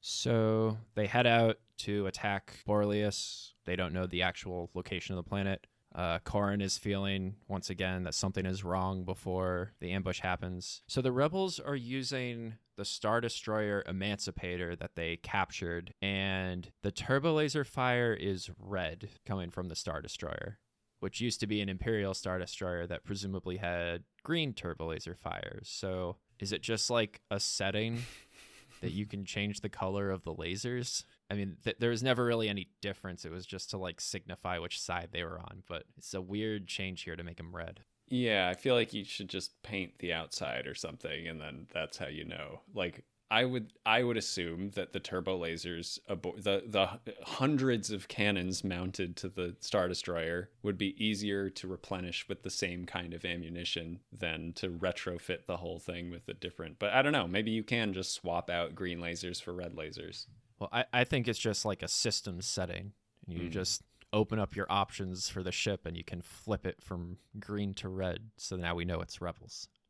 So we get a bunch of casualties in this whole ambush. Peshk the Bothan gets hit immediately by an ion cannon and crashes. And Dorney blows up after being shot down by a TIE fighter. She really had it rough. She was the most injured from the Talassia attack, and as soon as she comes back, it's disintegrated immediately. Crefe, like you said, was on that first shuttle, and so it got hit and blew up. Oral gets shot down but manages to eject. Erisi and Nawara also eject, so they're just floating around in space. Once again, Tycho just takes his unarmed shuttle, flies it out into the battle, and rescues everyone. But even with Lou Jane's death, things had been kind of going too well for the squadron, and they did keep on bringing up all the how low the survivability of the squadron was. So we finally see that paying off here. Well, and this is something I was thinking about the whole book, is like, we're only on the first book in a series of I don't know how many, and they're on like their third space mission. It's like, and so there is this constant tension where it's like, well, yeah, realistically, if you're flying every 2 days in massive conflicts, like, aren't you all just going to get wiped out pretty quickly? And I just don't know how long they can sustain this idea of like, yeah, we're just going to like keep doing these space battles. The movies sort of imply that it's not a rare thing, but it's like a much bigger ordeal to set up these kinds of attacks. And I don't know. Yeah, and like in each book, they kind of replenish the rosters and have more cannon fodder. And once you get into the later ones, it's like they barely take any time to even introduce the new members of the squad because they're not going to be here for very long. So if you listen to the very first episode of this show, I took some time to mention Judder Page, a commando that was apparently at the Battle of Endor and is canon. So he runs into Corrin here because he was supposed to be part of the assault down to Borlius. And they basically figure out, based off like wind patterns that Whistler was recording, where the planet is and some additional weaknesses that they can bring to Wedge and Psalm. So my impression of Page is that he is sort of like a more important character, but I think it might just be like that one mention in Heir to the Empire and then this book, and I don't actually know how many more times he appears or if this is just like a Stackpole nod to Zahn. Was he the guy that Wedge meets right at the beginning or something? Mm-hmm. Or he was with Han and Wedge at in the bar. Yeah. All right. So like I knew it because I'd read this book before and recognized Page from this. I would not have pointed him out just going in blind and like remembering him just from Heir to the Empire. So Psalm talks to Wedge after the battle and asks him how he's gonna report to Akbar what happened, because Psalm was ordered to leave the system to go to hyperspace, but because he had some personal issues with Crefe, he sets his exit vector too close to the Star Destroyer, so he doesn't actually leave the system. And because he did that, he's around to save the rogues afterwards. So Wedge is saying like, well, I would have done the exact same thing. Like, I think we made the right choice there. And we kind of get to the core of Psalm's character here, where he says, look, I get that it works for you because you and the rogues are like the best pilots we have and you can kind of play fast and loose with the rules, but the Y-Wings that I'm flying around, Y-Wings in general kind of suck and we don't have the best pilots, so maintaining strict discipline is the only way that we survive from battle to battle. So he wants Wedge to say exactly what happened and point out that he sort of disobeyed orders in the battle. And I do like the time that they take the time to sort of give more insight into Psalm's character, because for most of this book, it's just him accusing Tycho of being a traitor and sort of just getting mad at everything Wedge does. So they do let him be an actual person here.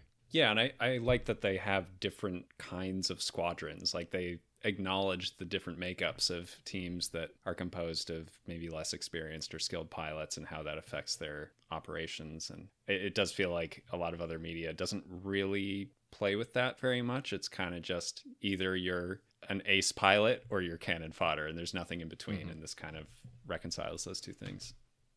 Yeah, and as a parting note here, as they're talking over the plan, Psalm threatens to send Corrin and Wedge to fly solo missions against the Sea-Rook if any of the information they're discussing leaks. So something that we get to see sort of with this book coming out a little bit later, that they can make references like that. Lore returns to Coruscant, where he finds that Isard has brought Derricote to work on a new biology project. Wedge details the mission for the rogues to destroy the power conduit between the biotics lab and the main base, which will disable the shield generator and provide an entry point for Page's commandos. Due to the timing of the operation, they will be very tight on fuel, and any deviations from the plan will lead them to being stranded without backup. After the 6 intact X-Wings depart, Mirax notices that M-Tray's goods exchange reflects a presumptive successful mission, which could possibly have alerted the Empire that the rogues were coming. She notifies Tycho and the two plan to aid the squadron. The rogues reach Borlius and engage ties as they approach the planet. During his run on the conduit, Corran's extra fuel tank is damaged and he's ordered to withdraw. On his way out, he notices several ties closing in on one of Page's shuttles. He destroys the ties, but burns his remaining fuel needed to escape the system. Wedge destroys the conduit and has Corran set down on the dark side of Borlius' moon, while the remaining rogues try to draw the ties away. They enter hyperspace, hoping that Corran can avoid detection until they can return with help. Corran reaches the moon's surface, but the ties that initially chased the rogues return to search for him. As he prepares for a final stand, Mirax and Tycho arrive in the Pulsar Skate, allowing him to dock before they withdraw. Wedge arrives back at Noquivzor, ready to mount a rescue, only to find Corran has already returned. After they celebrate, Bror Jace announces that the patriarch of his family is dying, and Wedge and Tycho come up with an excuse to send him back to Thyfera. Lore reports Dericote's research progress to Isard before telling her that their source in Rogue Squadron has given them Jace's flight plan home. Lore stations the Black Asp to ambush and capture him, while waiting for an eventual confrontation with Rogue Squadron and Corran on Coruscant. So on his way home, Lore spends time on Top Rara, which was a planet where the transfer of the first Death Star plans took place, and as punishment has been reduced to a pre-industrial state by the Empire. And basically every day they have North Korean-style grieving ceremonies for the Emperor, and the stormtroopers only hand out food to those that grieve hard enough. I was so weirded out by this scene, because it's like, I get that, they're playing off of real life things, but I find it bizarre that they only apply that in very, very specific circumstances. Like, I think kind of the whole point of the Empire is that they have this sort of uniform application of TIE fighters and stormtroopers and like protocol across the galaxy. They're very rigid. And so to just have this one-off thing where it's like, slide on the ground like a worm and cry about your dead emperor. Like, I don't know. It's a little strange. It's also like, it just happened to happen there. Like, there are other planets that are probably more in open rebellion, or that, Chandrilla, where Mon Mothma's from, or Corellia, where Han Solo is from, and they don't receive any special punishment there. But because the rebels made like a pit stop on the way to Alderaan, like, this planet just gets completely subjugated. Yeah, and it's like, I can understand narratively why they would do this to sort of punish, they want something out of it, but it's like, what does this planet have that they want something out of? Or are they just doing this because, like, I don't know, it just doesn't really make sense. Yeah, they're devoting an awful lot of resources for this like symbolic punishment on a planet that like probably nobody's even heard of. Yeah, and this whole time I was like, hey, wait, this is supposed to be Scarif, but oh yeah, Rogue One didn't happen. But yeah, I guess it was Kyle Katarn in the video games that did. Mercenary turned Jedi Knight, because everybody turns into a Jedi Knight eventually in the EU. Well, especially the lead character of a video game. Mm-hmm.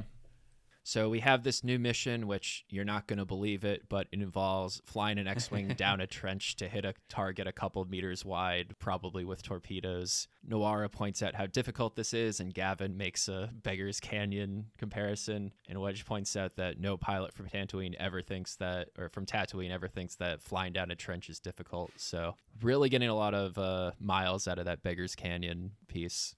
Yeah. Well, and it's funny you mentioned at the beginning that this is like Top Gun, because the whole thing I was thinking about this entire time was like, hey, this is just like that Top Gun sequence. So I don't know. It's funny that it's reversed in the other direction. I want to say when they were working on it, they talked about how they wanted it to kind of be a mirror of Star Wars when they built that sequence in Top Gun, but maybe I'm misremembering.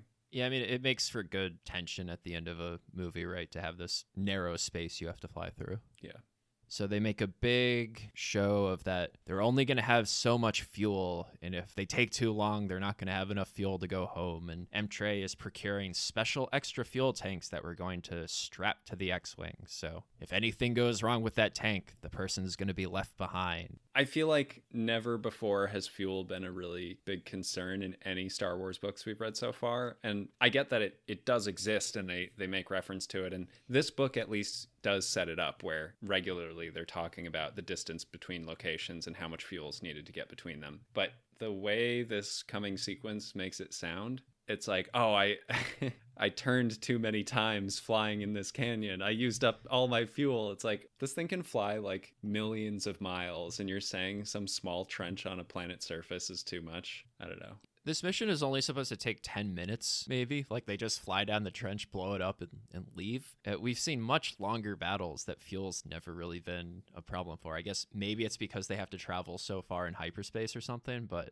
Yeah, and I guess, like, in atmosphere costs more because you're fighting air resistance and, like, have to keep yourself propelled off the ground and whatever. But, yeah, it seems... In a universe where things kind of just float off the ground indefinitely, it seems a little unrealistic that flying just a little bit further would burn all your fuel.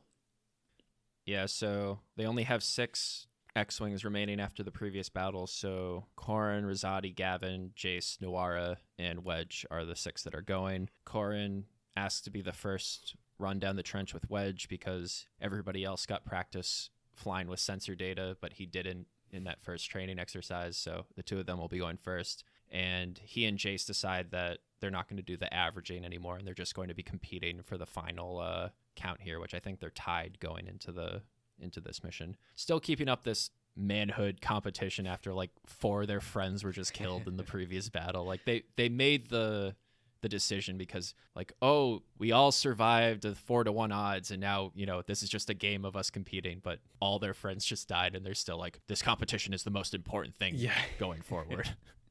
So the night before, Tycho and Wedge reminisce a little bit about the earlier days of the rebellion, talk about how old they're getting, even though they're like 26, 27, maybe. Wedge asks Tycho if there's anything going on between him and the security officer assigned to him, and Tycho says that he doesn't want to start a new relationship until he knows the status of his old one. And Wedge remembers that before being captured, he was involved with somebody in the rebellion who was part of procurement and supply, but the current situation means they have no contact. Procurement and supply may ring a few bells if you've listened to our previous episodes. This may or may not be a character that's appeared before. Wait, what? We'll find out in the next book. Oh, okay. I'm not supposed to know yet, necessarily. Or did you bring it up? I can't remember. If you read the Thrawn trilogy, you may recognize this character. Yeah, I mean, the fact that they're talking about how old they are, and they do comment on saying, like, oh, well, we're not really that old. We just feel old because we've been in this war so long.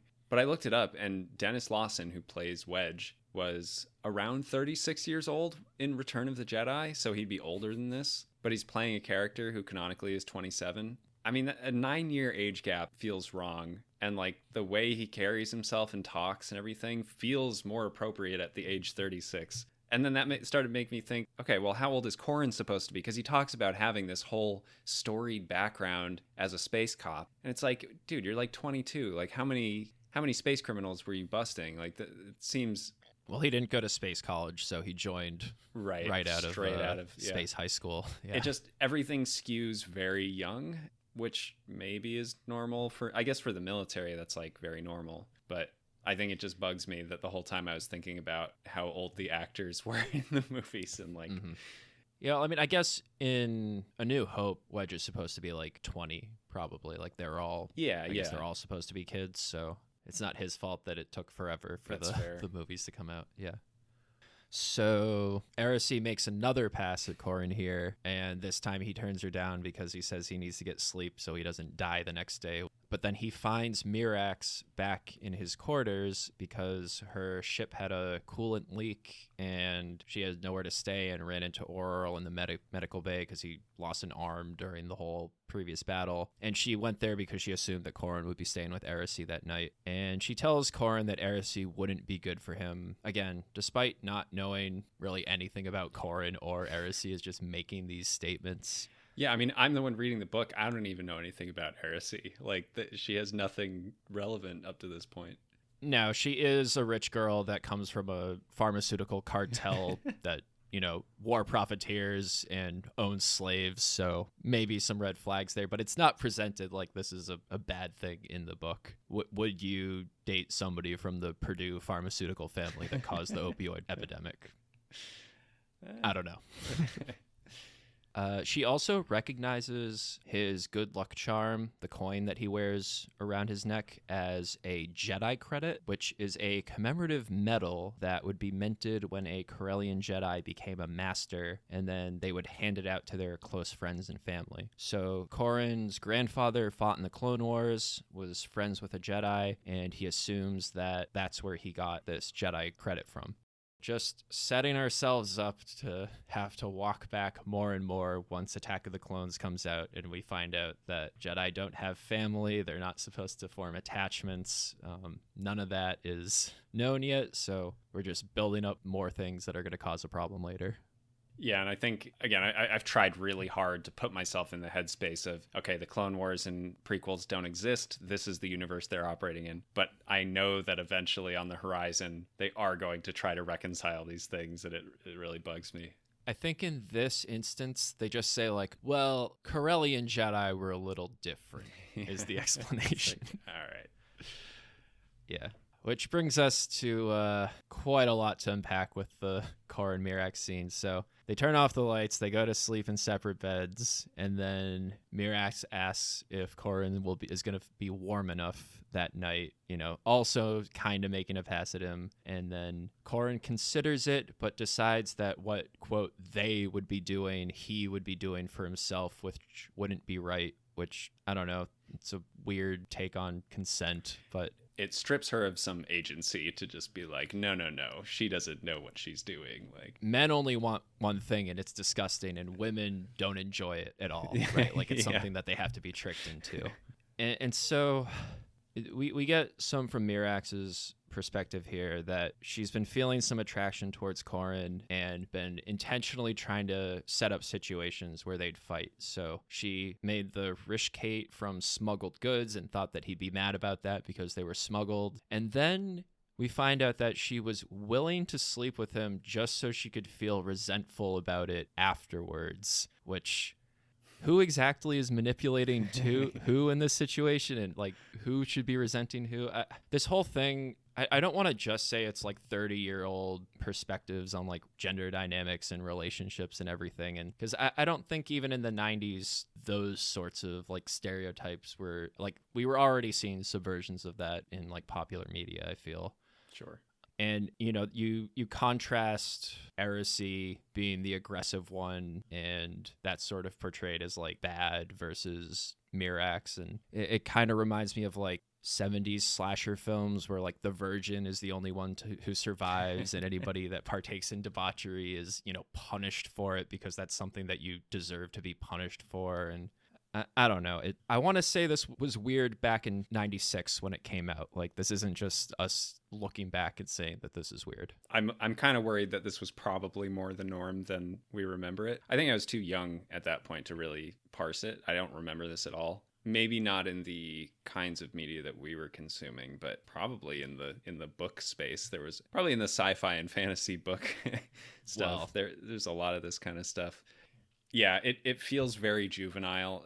If nothing else, like, I just don't find these scenes very compelling. I think they're tiresome and annoying, and found myself kind of wishing it would get back to the plot because it was silly and contrived.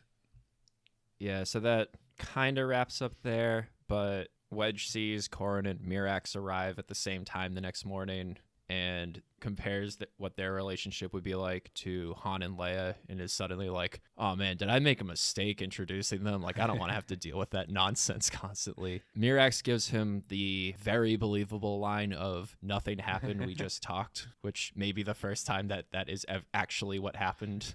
But then after the X-Wings leave, Heresy confronts her and threatens to cut off Bacta contracts to Mirax if she pursues Corran, which, I don't know, like, they were trying to set this up as a triangle, but that pretty much seals it right there. Like, that Heresy is this, like, crazy possessive person, right? Yeah. Kind of colors everything going forward. Mirax notices that like the prices of things from Borlius changed because Emtray changed them, anticipating a successful mission, and runs to Tycho to figure out that they need to go save everybody. I don't really know what their plan is here because they just have her space yacht that may or may not even have, I guess it has weapons, but if the mission was actually compromised and Rogue Squadron is walking into a trap, I don't think their one space yacht is going to make any difference. Like, they'd just be flying into the trap as well and also getting blown up.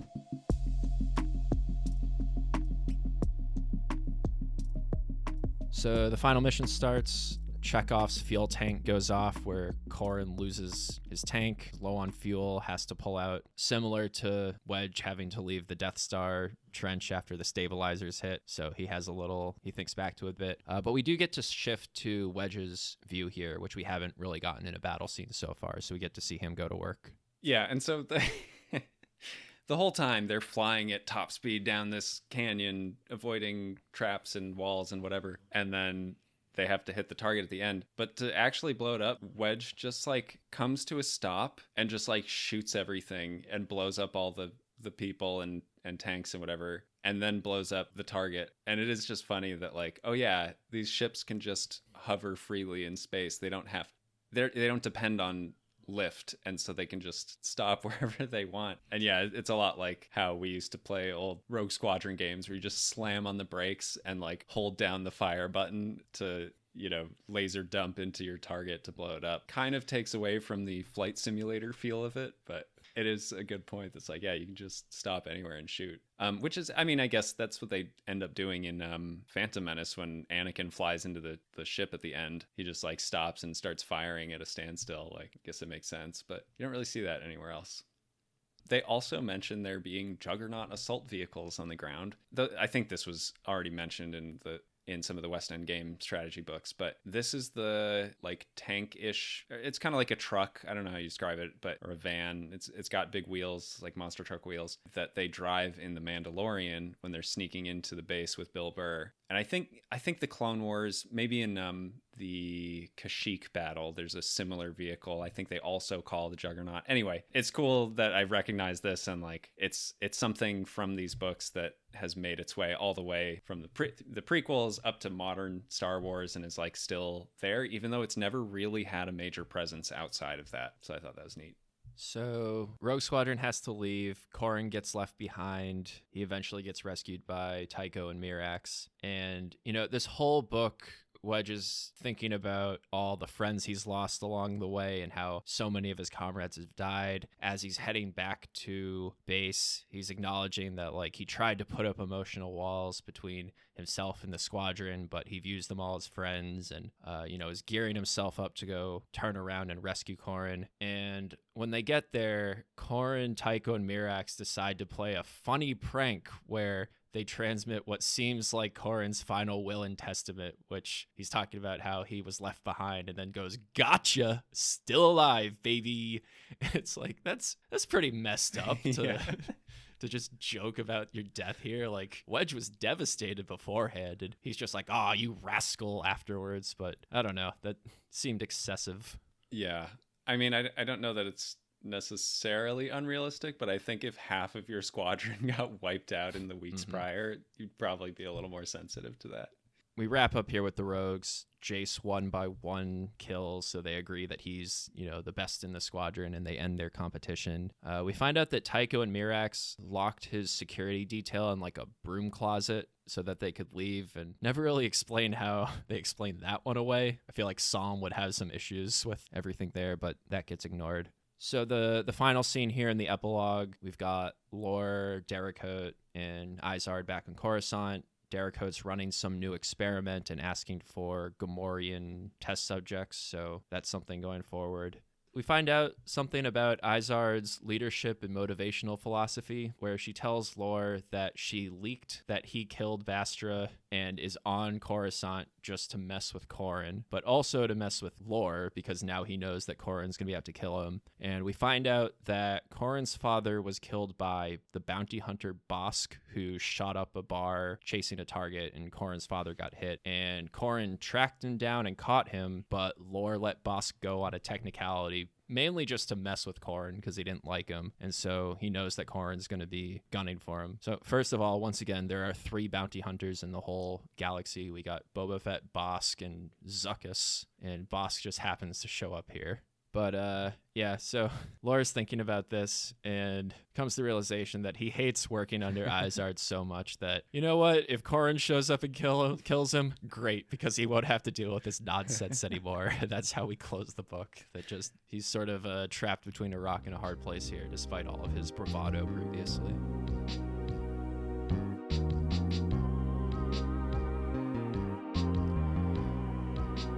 All right, so that wraps up Book 1 in the X-Wing series. What were your thoughts, Chris? Well, I'm torn here because on one hand, I think this book, more than any other, should have appealed to me in every way. It meets a lot of the requirements that I kind of set forth in our previous episodes because it doesn't really have anything to do with the main cast, which means it's freed up to do whatever it wants with the story. It can kill whoever it wants, right? It's not beholden to George Lucas saying, no, you can't kill this character. It lets them tell new original stories in a different context. I like the gritty realism that centering it around like a fighter pilot squadron creates. So there's so much good in here. Oh, and then obviously like the video game stuff I was a huge fan of when I was little and still can appreciate now.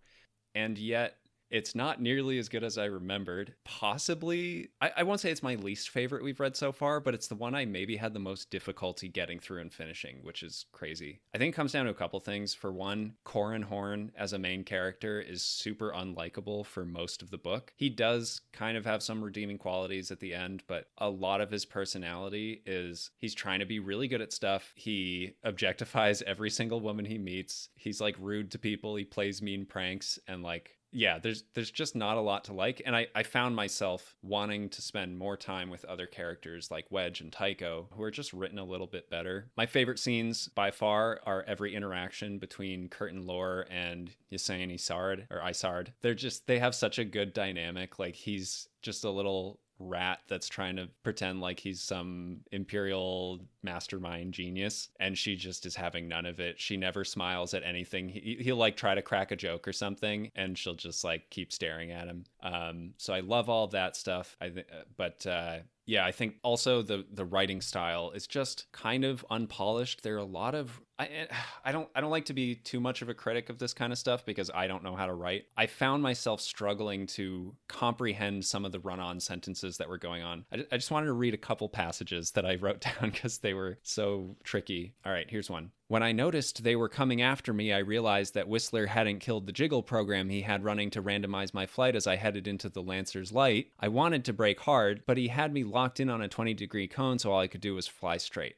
I'm like, what did you just say? That's too many sequences of things to keep track of when really all he had to say was, I lost track of where I was and the missile caught up to me or something, and then there's another phrase. This is more just awkward wording, but in studying it, he caught hints of how forceful she had to have been to have risen in the Imperial Navy as far as she got before the Emperor's death. It's like the whole book has this kind of stuff where it just takes more cognitive load to keep up with what he's trying to say. And I think if it were just simplified a little bit, not that you dumb it down, but like rearrange some of the wording so it's easier to follow, I think could have gone a long way. So have you ever seen the clip of Mark Hamill on, I guess it was the Tonight Show or something, yes. talking about the line that he desperately asked George to cut because of how like complicated it was to say? Yeah. I think his exact quote was, George, nobody talks like this. And that was how I felt the whole book. Yeah. Except for the Lauren Isard scenes. I thought those were really well structured and punchy and like worked great. But yeah, that's mine. What about you? Yeah, I mean, so like you, I was pretty in the bag for this based on the video games. The space battles were, at least when I was a kid, like my favorite parts of the original movies. So it didn't have to do a lot of heavy lifting for me. I probably had a more charitable take than you did, fully acknowledging some of the wordiness in the sentences and stuff. But for me, I'd say it mostly still holds up with the exception of like those Korra and Mirax scenes, which the older I get, are worse and worse. And even like, reading these in high school, it was kind of like, oh, I don't know about this. I also think that if you're not interested in all the technical details about how X-Wings work and the strategies of fighters and all that, it could be a little tedious, but I think, you're coming to this book because you're interested in that stuff. So in most cases, that's what the people want. Yeah, it's appropriate here, I think. Yeah, so I'll fully acknowledge that I can't really be too objective about this just because, it's just something I had a lot of fondness for growing up and maybe can't properly contextualize now. But yeah. So, we've been asking with the previous books, could this be adapted to modern canon? And I think in this case, we could basically do a 1-to-1. Like there isn't that much material about the Empire, immediately post Endor anyways. And it wouldn't really take much to just work this into some sort of series. Yeah, I agree. I mean, I think there are specific maybe character choices and dialogue that I would want them to refine. But I agree that basically everything about it could fit in the new canon. And yeah, I think the only tricky part was if you did it live action, you'd have to recast Wedge. And I don't think anybody would be that broken up. It's like people would understand. My fear with making a live action series is that it would sort of get Surf Dracula'd where, because the space scenes cost so much that we get like 6 episodes and meaningful scenes in space in like 2 of them. I'd almost rather have it be like a CW show where we get like 24 episodes and take our time with characters. And, the animation wasn't great on like the Arrowverse stuff, but it was perfectly acceptable for what it was. So if you could sort of find a more balance there of, maybe not 24 episodes, but some sort of format that allows for a little more action to happen as opposed to, the Prestige TV thing where we wait all season for like the first mission to happen. Ideally, I think this would be animated just because the difference in budget for like a space battle as opposed to people talking isn't maybe as different. But I really wouldn't want it to be with like the house style that the Filoniverse things are happening. I don't know how you feel, but I feel like the space battles in like Clone Wars and Rebels just are kind of slow and not very dynamic and just hasn't really excited me that much. Yeah, I mean, so I think to your point, it's like there are moments in Clone Wars where they really spend a lot of like it's clear that they spend a lot of time and they set it up and they do it right. I think it works totally fine in a handful of situations, but yeah, when they're doing 24 episode seasons or whatever, like they just can't possibly choreograph that many fight scenes. So I don't think that art style is inherently a problem, but there's no getting around the fact that coordinating large space battles is costly and time, it just takes a lot of time to do right. Yeah, I mean, my ideal version would be like 90s anime style, like Cowboy Bebop or Gundam or something, but with more of a budget so we don't have as much stock footage, but I know that that's never happening. So if someday we get some sort of squadron-based show, I think I'd be happy with that.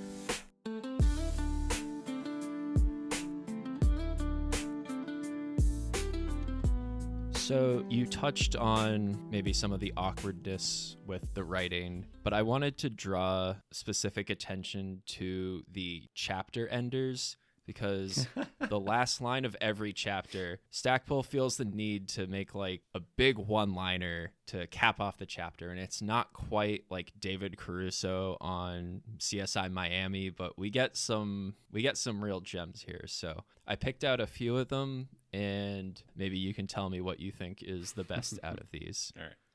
So this one is Izard talking to Lore about how she has big expectations for him to fight the rebellion. I hope my belief is not unfounded. If it is, I will have gone to great expense to bring you here for nothing. Accounts will have to be balanced, and I don't believe there is any way you can pay back what you owe. Nice. Yeah. Then we have, after everybody survives from the big battle, and Corran makes some comment like, but I thought, we didn't survive with Rogue Squadron. So Wedge's response is, that was when there was still an Emperor 9. The grim tone in Wedge's voice gave way to one somewhat lighter. I guess that's the difference. Let's head home, rogues. This is one victory we can celebrate without having to toast dead comrades, and I, for one, like the change. A lot of these are dialogue with, like, somebody trying to say something profound that just, again, people don't talk like this. Yeah. This one I like a lot. So this is Tycho talking to Wedge about, when they're thinking about how old they are. Barring a squadron of Jedi Knights winging their way in here, you're the best we've got. That may not impress you, but there are plenty of imp pilots out there who don't sleep the whole night because of dreams about you on their tails. Then Corrin, as he's about to make his last stand on Borlius before he gets rescued. What the imps have set up there will stop almost any pilot. I'm going to remind them that at Rogue Squadron, we don't take just any pilot. Yeah, and then the final line in the book is Lore just talking to himself. Do come to Coruscant, Corrin. Bring your friends and your hidden enemy with you. Imperial City is undoubtedly the last place you ever thought you'd visit, and I will do all I can to make certain that it is the last place you visit. Okay, that one wins by a wide margin. I mean, also just the context being he just said, I hope Corrin kills me so I don't have to go to work tomorrow. Like, yeah, boy. I mean, and that's the thing. Like, that's why I like Lore as a character, is he is most deserving of that. I think if he was the only character to do these cheesy one-liners, it would work really well, because they're trying to drive home the idea that he's like this Imperial weasel and fancies himself the next Grand Moff Tarkin, right? So I think it works for him. And like you pointed out, like, he tries to use these lines on Izard and she just like no sells it and like stares him down afterwards. So even like in universe, it's sort of treated like kind of ridiculous, as opposed to the Rogue's lines, which are supposed to be like inspirational. Right. All right. So as always, we have to pick out a glup shitto from this, and really everybody in this book is a glup shitto, so we've got our pick of the litter here. So if you haven't listened before, Glup Shitto Award is the award we give out at the end of every episode to the character that is the most obscure and sort of nonsensical, but if they showed up in a Disney project, a bunch of fans would go crazy. Everybody else would be left in confusion, and we'd all the fans would be saying, "Oh my God, they brought back Glup Shitto! I can't believe it!" And yeah, so really everybody's a Glup Shitto in this book, so we can actually just pick anyone. But do you have anybody that sticks out? I have agonized over picking just one because there are so many. I think it's also tough because I know there are 7 more books or something in this line, so certain characters probably will become more relevant later, and I don't want to grab them too soon. That being said, I think the 2 on my list that I preferred were Oral Krieg, just because he's so weird. Like, he talks funny, he punches holes through people's heads, his name is utterly unpronounceable, and no one knows how to spell it. And then the other is, Isane Isard, and mainly because her name is, I'm pretty sure, just meant to be a corruption of the words insane ice heart. They refer to her as Iceheart in the book, yeah. Right. So yeah, insane Iceheart. It's a lot like Sauvage Oppress, right? Where it's just regular English words with a slightly different intonation. That feels the most like obscure Star Wars character to me. But I mean, man, Tycho Selchu, like I'm waiting for the day he shows up on, The Mandalorian or something, and I can go, oh, I have the action figure of that. Like, it's a tough pick. I think, keeping in mind that we do have 3 more Rogue Squadron books coming up, Oral shined the most in this one. We don't really top him punching holes through people's skulls, so I would be okay with going with Oral, and we can save Izard and Lore and Corrin or whoever else for later episodes. All right, so that wraps up the first in the X-Wing series. We will be following it up with book 2, which is Wedge's Gambit. Are you sure? I thought it was Gambit, and then I feel like I looked at it and it's actually Gamble, but I may have it backwards. It is Gamble. Damn it. It's Gamble. Okay. So we'll be following it up with Wedge's Gamble and following that up with the next 6 X-Wing books. God. So stay tuned, everybody. And until then, I think this podcast is undoubtedly the last one you'd ever thought you'd listen to, and we're going to make sure it's the last one you ever do. Till next time.